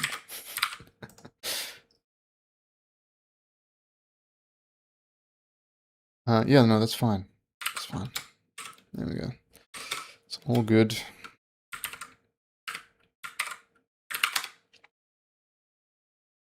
Okay. So, storing RBP, going through here, allocating space. This is wrong. This math is incorrect. We are storing it too far. I guess that's why I was using the make binary. Now that I think about it. So if I undo this, copy this, put it here.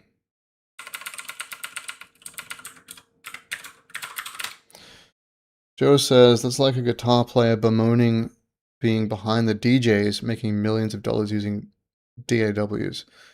DAWs. Digital Audio Workstation, right? Yeah, I think that's right.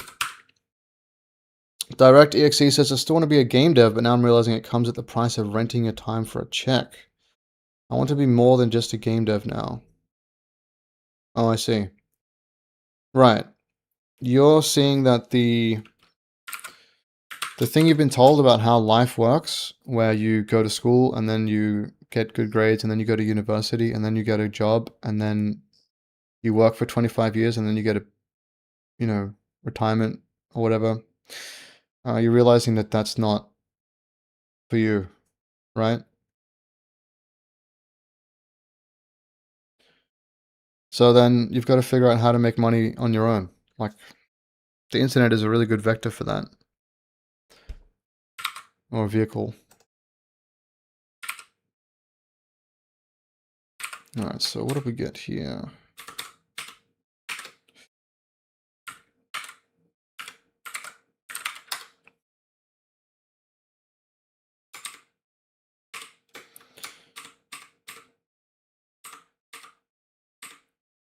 Cool. Alright, we're now at least putting the bytes in the right place. And then when we restore the stack, we actually restored way too much. And that's because I think I already accounted for the start being 40. Oh, no. I reset the stack offset here. So we just don't add 32 because we used the stack allocation. Process, still not correct. Darn it.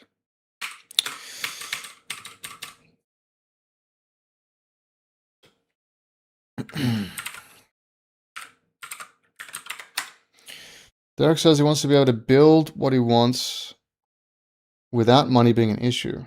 I mean, yeah, that sounds good to me. I'd like that too. There are ways you can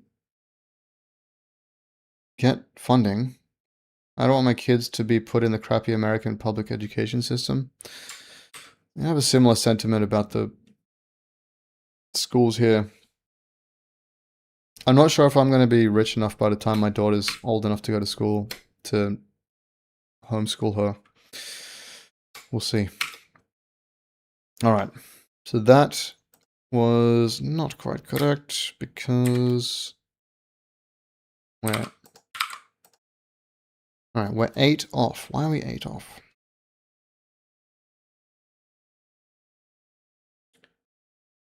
If we only use stack alloc and stack dealloc, but we didn't only use stack alloc and stack dealloc.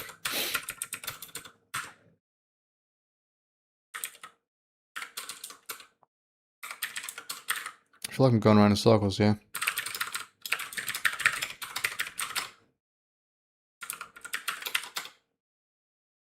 Okay, that looks good. I mean, we could actually make it return A. Is that going to work? I don't even know if I made that work. Return. No, return doesn't work. Okay, that's fine. DirectExe says, I want to do this while I'm young. I don't want to be one of these boomers who sunk into their couch and will die with regrets. Yeah. Okay, well, it sounds like you're young now. 26-year-old. Okay. Yeah, so do it then. That's all you got to do. Just figure out what you want to do and do it. Don't worry about thinking about doing it. Just do it.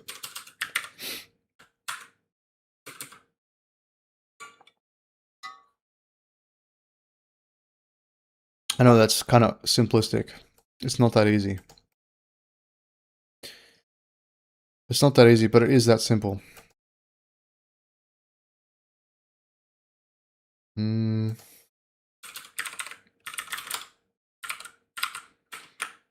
I want to get return working right now?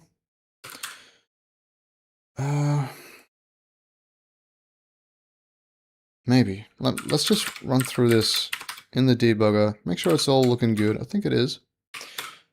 Let's have a look. I keep pressing the wrong key. All right. Here's our stack. DirectExe says, I figured making websites for local businesses would be a good start, but some of these website creation AI tools have security issues. I'm unaware of how much overhead I need to account for. Apparently base 44 has security issues. All right. Well, I can tell you that to build a local business website, you don't need a fancy AI tool. You can just use Claude or Grok or whatever.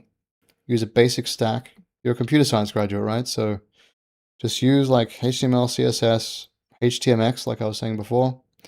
Maybe Go on the back end if you need an email service or something, or some kind of service, and just make the clanker do it, or you're a CS junior.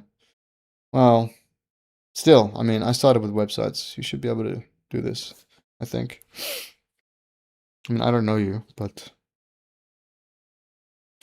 yeah, you don't need like a fancy AI tool. I know there are some that are being promoted heavily on Instagram and stuff by people who are saying like, oh, instead of working a 9 to 5, you could just spin up a website in 5 minutes using this AI service, and here's my referral code, whatever. And like, they're not wrong, right? That you can contact local businesses, you can convince them that they need a website, assuming that they do, and then maybe they don't have one right now, or maybe the one they have is not getting them leads.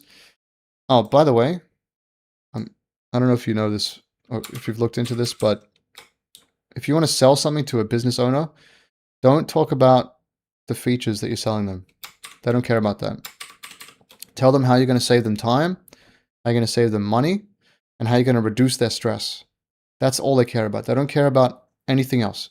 And also if you can get them leads somehow, because that makes them money. So, yeah. That's wrong again. We just copied some memory into unallocated space. DirectExe says he wants to learn C++. in his, oh, he is learning C++ in his free time so he can attempt making his own game engine with OpenGL. Okay, that's good. That's not going to get you money now. That's like a longer term thing, but I'm totally for it, obviously. I mean, that sounds good to me. By the way, you can make a lot of money in games, of course. There are trends and, you know, things you can do to increase your success.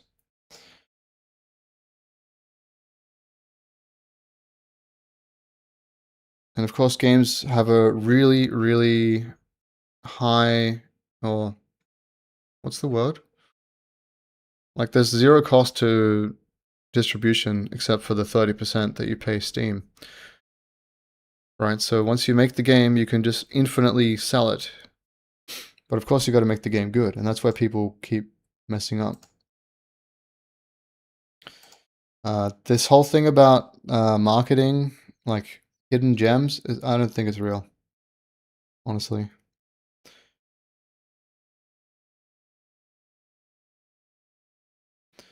What is going on here? I got to run this again. I've yet to see. I mean, maybe it's because once you find a hidden gem, then other people will find it, and then it will become popular. But I've really hardly ever seen anything like that. Maybe one exception is that game where you're in a spaceship and you go to find out who the imposter is. A really famous game now. I can't remember what it's called. But that was because a streamer found it and made it very popular, and you play it with your friends. Right? So it's sort of a different thing. Among Us. Yeah, that's right, Christopher. Yeah, Among Us. So that had already been out, I think, for a year or two before it was found. Okay. Let me just walk through this real quick here. What? Why is RBP pointing at this position? Ah.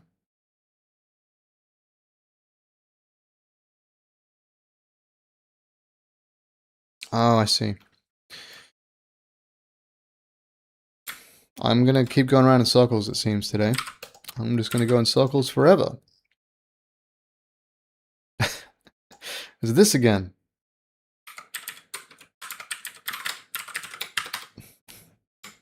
Alright, so now I've got the other problem. Okay, can we run this? Okay. Now I think we should have aligned or, you know, correct variables being put on the stack now, but the rewind is slightly off, and all I'm going to do is just put another instruction down here that says I don't know, stack size is stack offset if, how do I search for this? Here we go. If this is a, not a leaf, stack size plus equals, what did I say, 40? And, whoops.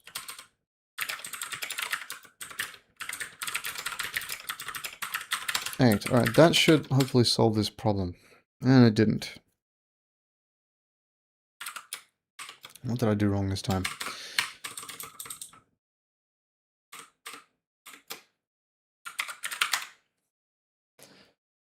Alright, there we go.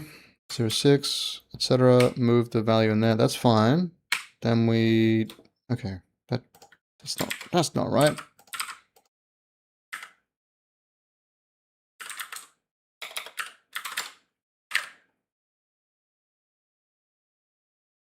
So this, why is this wrong? If I change this to 16, will it work? No. Direct.exe says, aren't compilers just text parsers? No, that's not correct. What you're talking about is the front end of the compiler. So first you've got to change the text of the programming language into some kind of tree, and then you've got to figure out how to write the assembly from the tree. That's the part we're doing now. And there's more steps than that, but that's sort of the gist. Yeah, so that didn't actually... Weird, that didn't work. How does that not do anything? Ah, I'm an idiot. I didn't actually change this to the variable that I just made.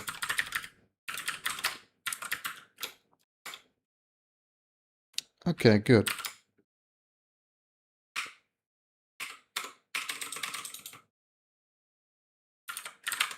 Oops, I didn't mean to do that. Are we done? Did we figure it out, finally? Alright, so allocating stuff on the stack, very good, very good. And we've removed, or reduced the stack pointer back down to the return address. Now we can return back to where we were, and then we can do exit program. Great. So, that's working. Before I go though, so I'm going to have to head off shortly, but not yet. I want to get return working as the last thing for today. So if that's the case, what is return? Is it a return node? Might be.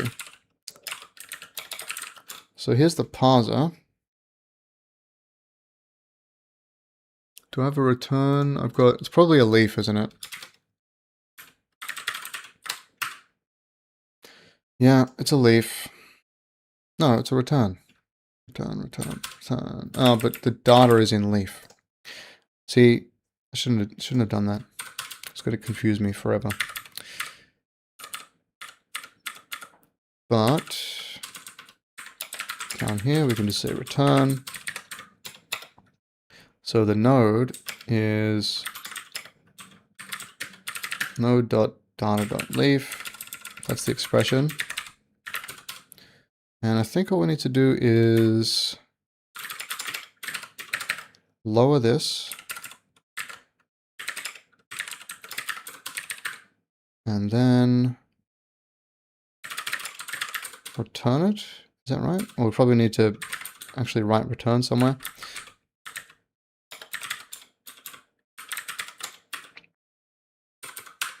Oh, it's happening here. So there's always a return at the end.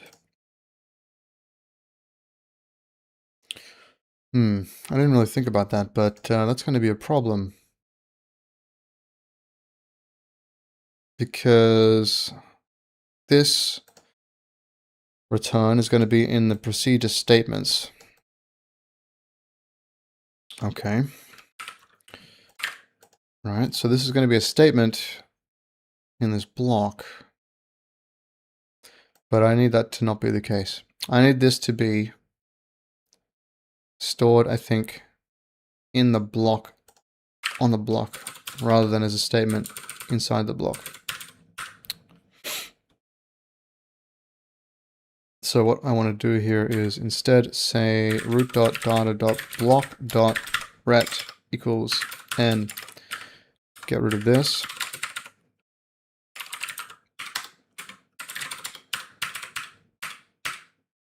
Where is it? iPlaysDev, what's he doing? I'm just trying to get the return statement to work in the compiler so we can return values. So I'm just updating the parser, and then I'm going to update the, I don't know what to call this, the lowering, whatever, the code emission part. So now, rather than just a naked return, we can do lower node.data.proc decal.body. data.block.ret. I think that's right. It's probably going to be a compile error that I messed up. Oh, okay, apparently not. That's good. It didn't work, but it also did an error. So if we go back to the main procedure, when we're printing a block, I want to print the return statement here. So I'm just going to say node print. I guess I'll say if node.block.data.block. Use AI. Ask I plays dev. No AI.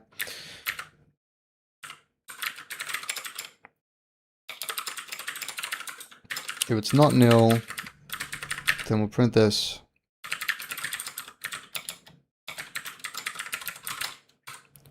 And do we have return handled here? Yeah, we do. Okay, so we can see it here, but it should be... Oh, I didn't add the indentation. iPlaysDev says, why just use AI, man? Yeah, that's loser mentality. That's why.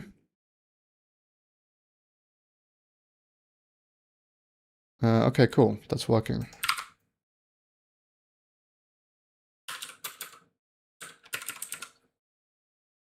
Because I don't like just offloading all of my thoughts to a machine.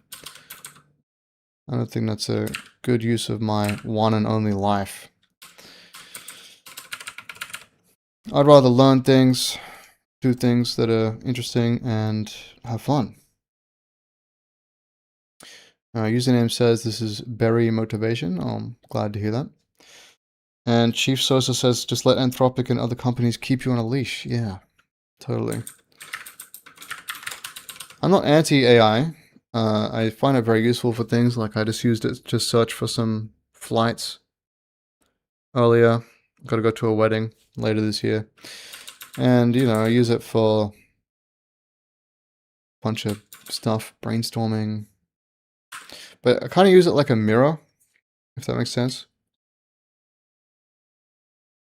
Because, you know, it's an idiot machine, so it doesn't understand anything. So it's sort of like talking to yourself, but you get sometimes surprising output.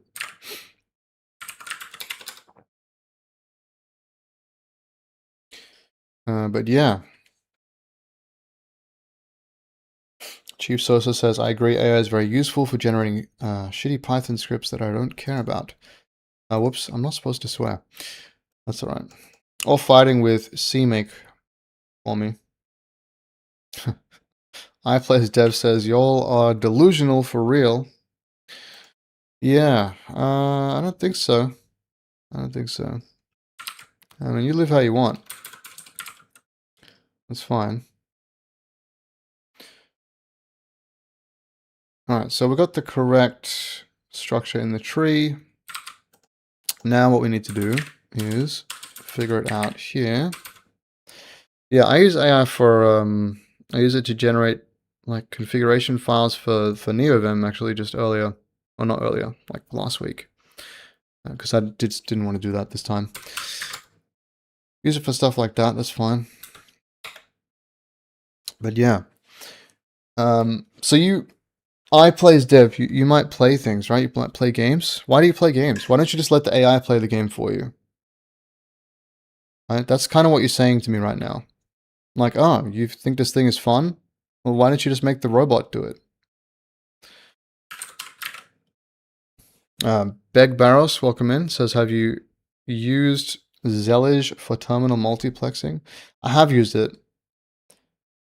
I have used it in the past. I think it was pretty good. I was using it for a while. I just totally forgot about it though. And Ashlot says, the people saying to fully use AI instead of having some hand code are weird. Well, I think they just have different priorities. They're probably thinking like, oh, I hate programming. Why would you want to program by hand? Whereas, you know, I'm like, I love programming. It's really fun and it exercises my brain. So, you know, they're looking at it as if it's an efficiency problem. Like, oh, they can't program fast. They want to program faster to get some result. Therefore, just use the AI, right? That makes sense from that perspective. Whereas I would rather learn more, figure out what I'm doing, so I have a better understanding. Because once you get better at programming, you can see if you try to use AI for programming, it's really not good at programming at all. It's very bad. Like, you can use it for stuff, for sure, but it will trip up the moment you try to do anything even slightly complicated. And I know that people don't believe me when I say that, but I've really tried many times. I've tried, like, even Claude, I guess it was called Max or whatever, you know, and spending like hundreds of dollars trying to build just things. And yeah, just doesn't ever end up any good. Electron Crash, I like that name. Says, we enjoy code. We don't want to give up our enjoyment to AI. Yeah, exactly. Exactly. Why don't you just tell the artist, well, why are you painting? Why don't you just make the AI make the image? It's the same kind of thing. Same kind of energy there. But, you know, I get it, because maybe from their perspective, they're thinking of it as they just want the ends. They don't care about the means.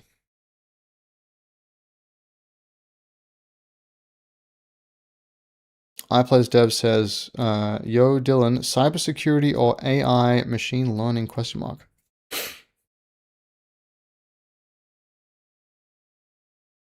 Cybersecurity or AI machine learning? I don't know what do you mean? Like, should you do that as your major or something? I know a guy who runs a cybersecurity company who says it's pretty fun. If you want to go into machine learning, but you don't want to learn programming, then I probably wouldn't do that. Because I think there's a lot of, this is just my guess, looking at it from the outside, right? Looking at it from the outside, there's a lot of, what's the phrase? Left on the table? Something left on the table? I can't remember what the phrase is called. But basically, the people who make the AI stuff, they may be very talented in a lot of areas, but it seems like there's not as many really good programmers in there. So there's a lot of space for improvements. And actually, we saw something recently. Something came out recently that was saying that they were able to reduce the memory footprint of new models by like 50% or something crazy like that. I don't know. I don't remember the details. Ashlot says, I work in education. It seems most students don't think critically when they use AI because they don't understand the code. It can help, but only if you know how to use it. Yeah, I mean, I've covered this before, and I agree. It's sort of weird, the feeling that you get when you have generated code and then you're trying to review it, but because you had no input, and I mean, you can ask it questions like if it's as if it's a human, but it doesn't really understand, so it's a bit weird. I don't think I need this, right? So we're going to lower that return statement.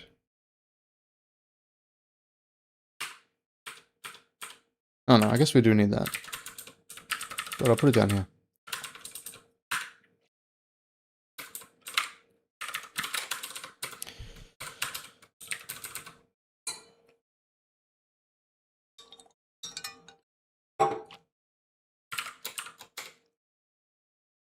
Alright, what do we get?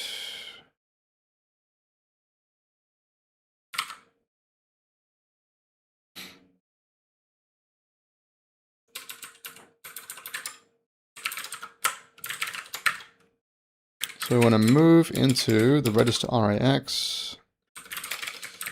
This is where the return value goes.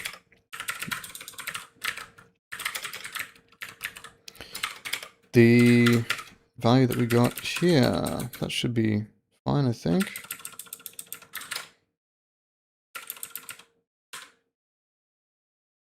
think. Let's see. Ah, what did I miss? Oh, I forgot to pass in IR again. Okay, hey, look at that. We got a 7. That means we returned this value 7 at the end. It didn't crash. At least I don't think it did. So let's have a look. We'll just get the stack pointer up here.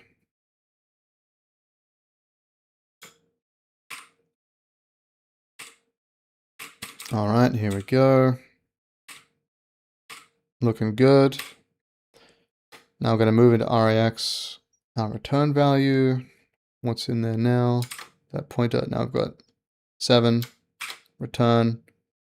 Then move into ECX for the exit process. All right, we did it. It is done. We have successfully implemented stack allocation and returning from procedures. Now there's a test case that I'm not going to do right now, which is non-leaf procedures. Actually, maybe I'll just do it real quickly right now. Add, whatever, let's call it add. And these can be, I guess, S64 values. Return an S64. Okay, I can't remember if I got call. No, call is not currently implemented, so... Well, this isn't even going to work. I think. So, I guess this will be our goal for next time.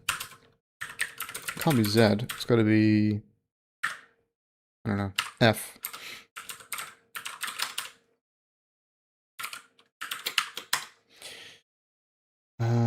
Right. What's the problem here? Expression syntax error on line 16. Whoops. Right, yeah. Huh.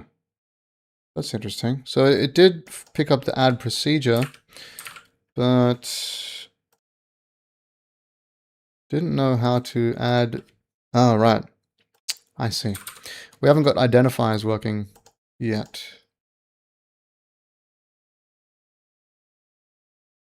That's interesting. Oh, because it's parameters. Okay, we haven't got parameters working. We haven't got identifiers working in procedures yet. So we'll do that next time.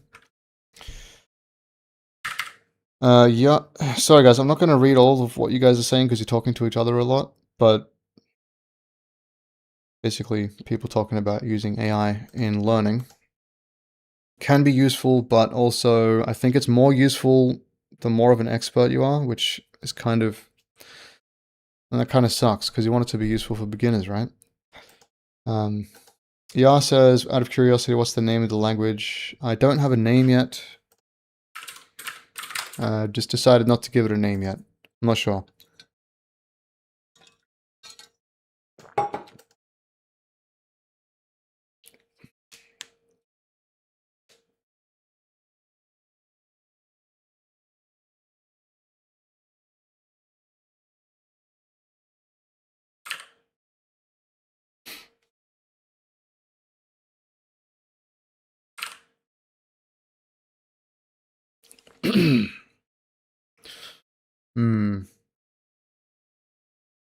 All right. Okay. Let's, I'm just going to get this back to a working state, and then tomorrow...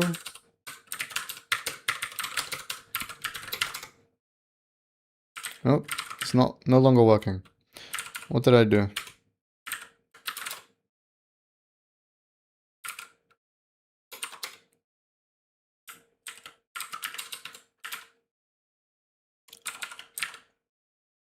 What did I do? I'm quite sure I didn't do anything. Ah! Wait, XYZ RGBA... XYZ W RGBA... No, I'm not sure. How did I just break this?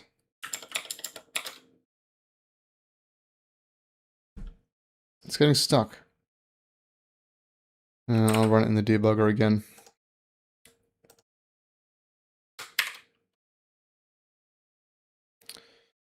Okay. Decimal prefix. Where is this coming from? String conversion. Hang on, I need to build this in debug mode.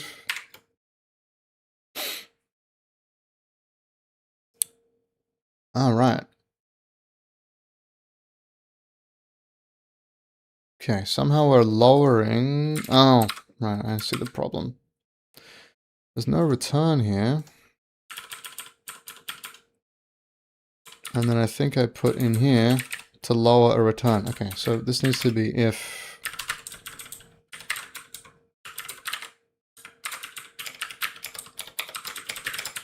it's not nil.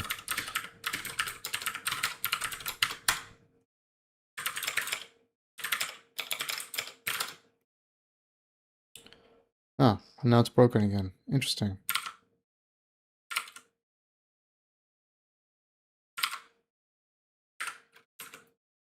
All right, yeah, I gotta put a naked return if it's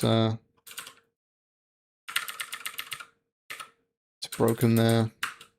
Here we go. This is it. Oops. Oh no. Just deleted my code. If it's nil, we put a naked return. Else, we... What did that even say a second ago? Lower. There we go. Perfect. Alright, so despite the code being just random gobbledygook, it is working. That's good. I can put a return A. That is working, right? Yeah. Actually, I'll return a different value, maybe W.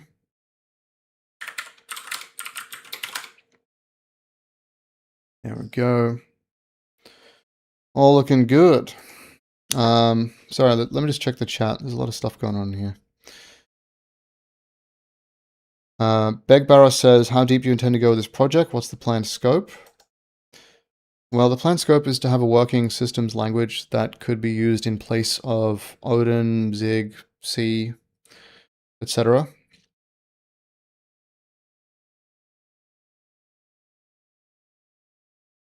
And yeah, a lot of talk about AI, which mostly people talking to each other.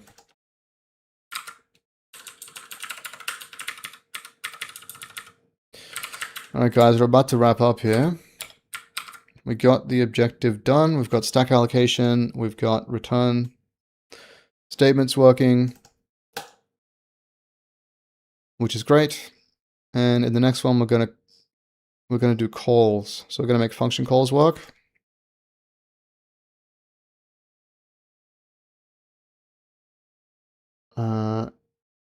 Is the language more of a C? Yar says, is the language more of a C or a C++ killer? I think it's neither. I'm not really trying to kill any language. I just want to test some hypotheses. But it would be closer to C in terms of abstraction. Actually, it's going to be lower level than C. I know that sounds strange, but yeah. Chief Sosa says, Raylib port when? It's funny you say that. It'll probably be one of the first things that I add as a binding once we can compile more complex programs.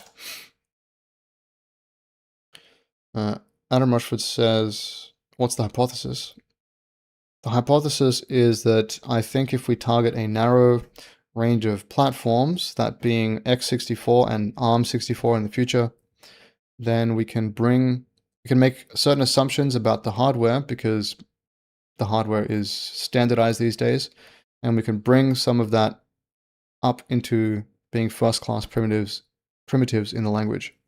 So for example, we could directly align data to cache lines because we know the cache line size. We could have pages being a first class primitive that you can pass around, like memory pages. So you can have read pages and write pages, and then you can have optimized assembly based on whether you're reading or writing to a read-only or a write-only page, etc. There's some other things that I want to explore, like Rust kind of does this, but I don't want to go as far as the borrow checker, but provenance, so proving that different memory regions are not overlapping by keeping track of that at compile time. So if you use the language's memory allocator, then it will keep track of how, like, what is allocated and what access you want to it. So read, write, or just read, write, or read, write access to the memory. And then if you can prove that these buffers are disjoint at some point when you want to do some operation, then you can change the assembly output to take advantage of that, right?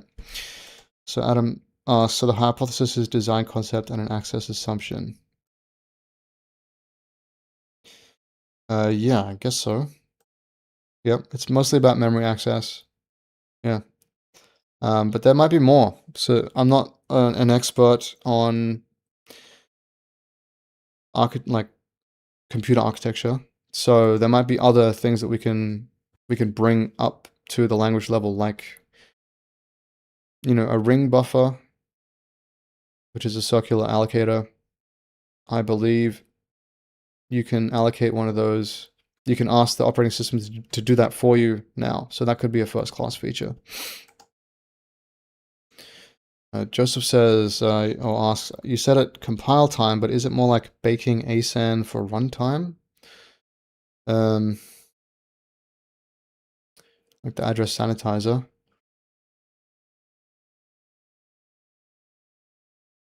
I guess kind of like that. But the compiler will do it for you. So the idea is, if you can prove at compile time certain things about access patterns, then you should be able to get really good optimization. So you can do this kind of stuff in C and C++, but it's like a hint. It's a hint to LLVM, and, you know, then it's sort of up to what LLVM does, whether you get optimized code or not. Whereas I would like to have it be a contract where you say, you know, this is true, and the compiler can see that it's true, and then therefore you get the optimized code.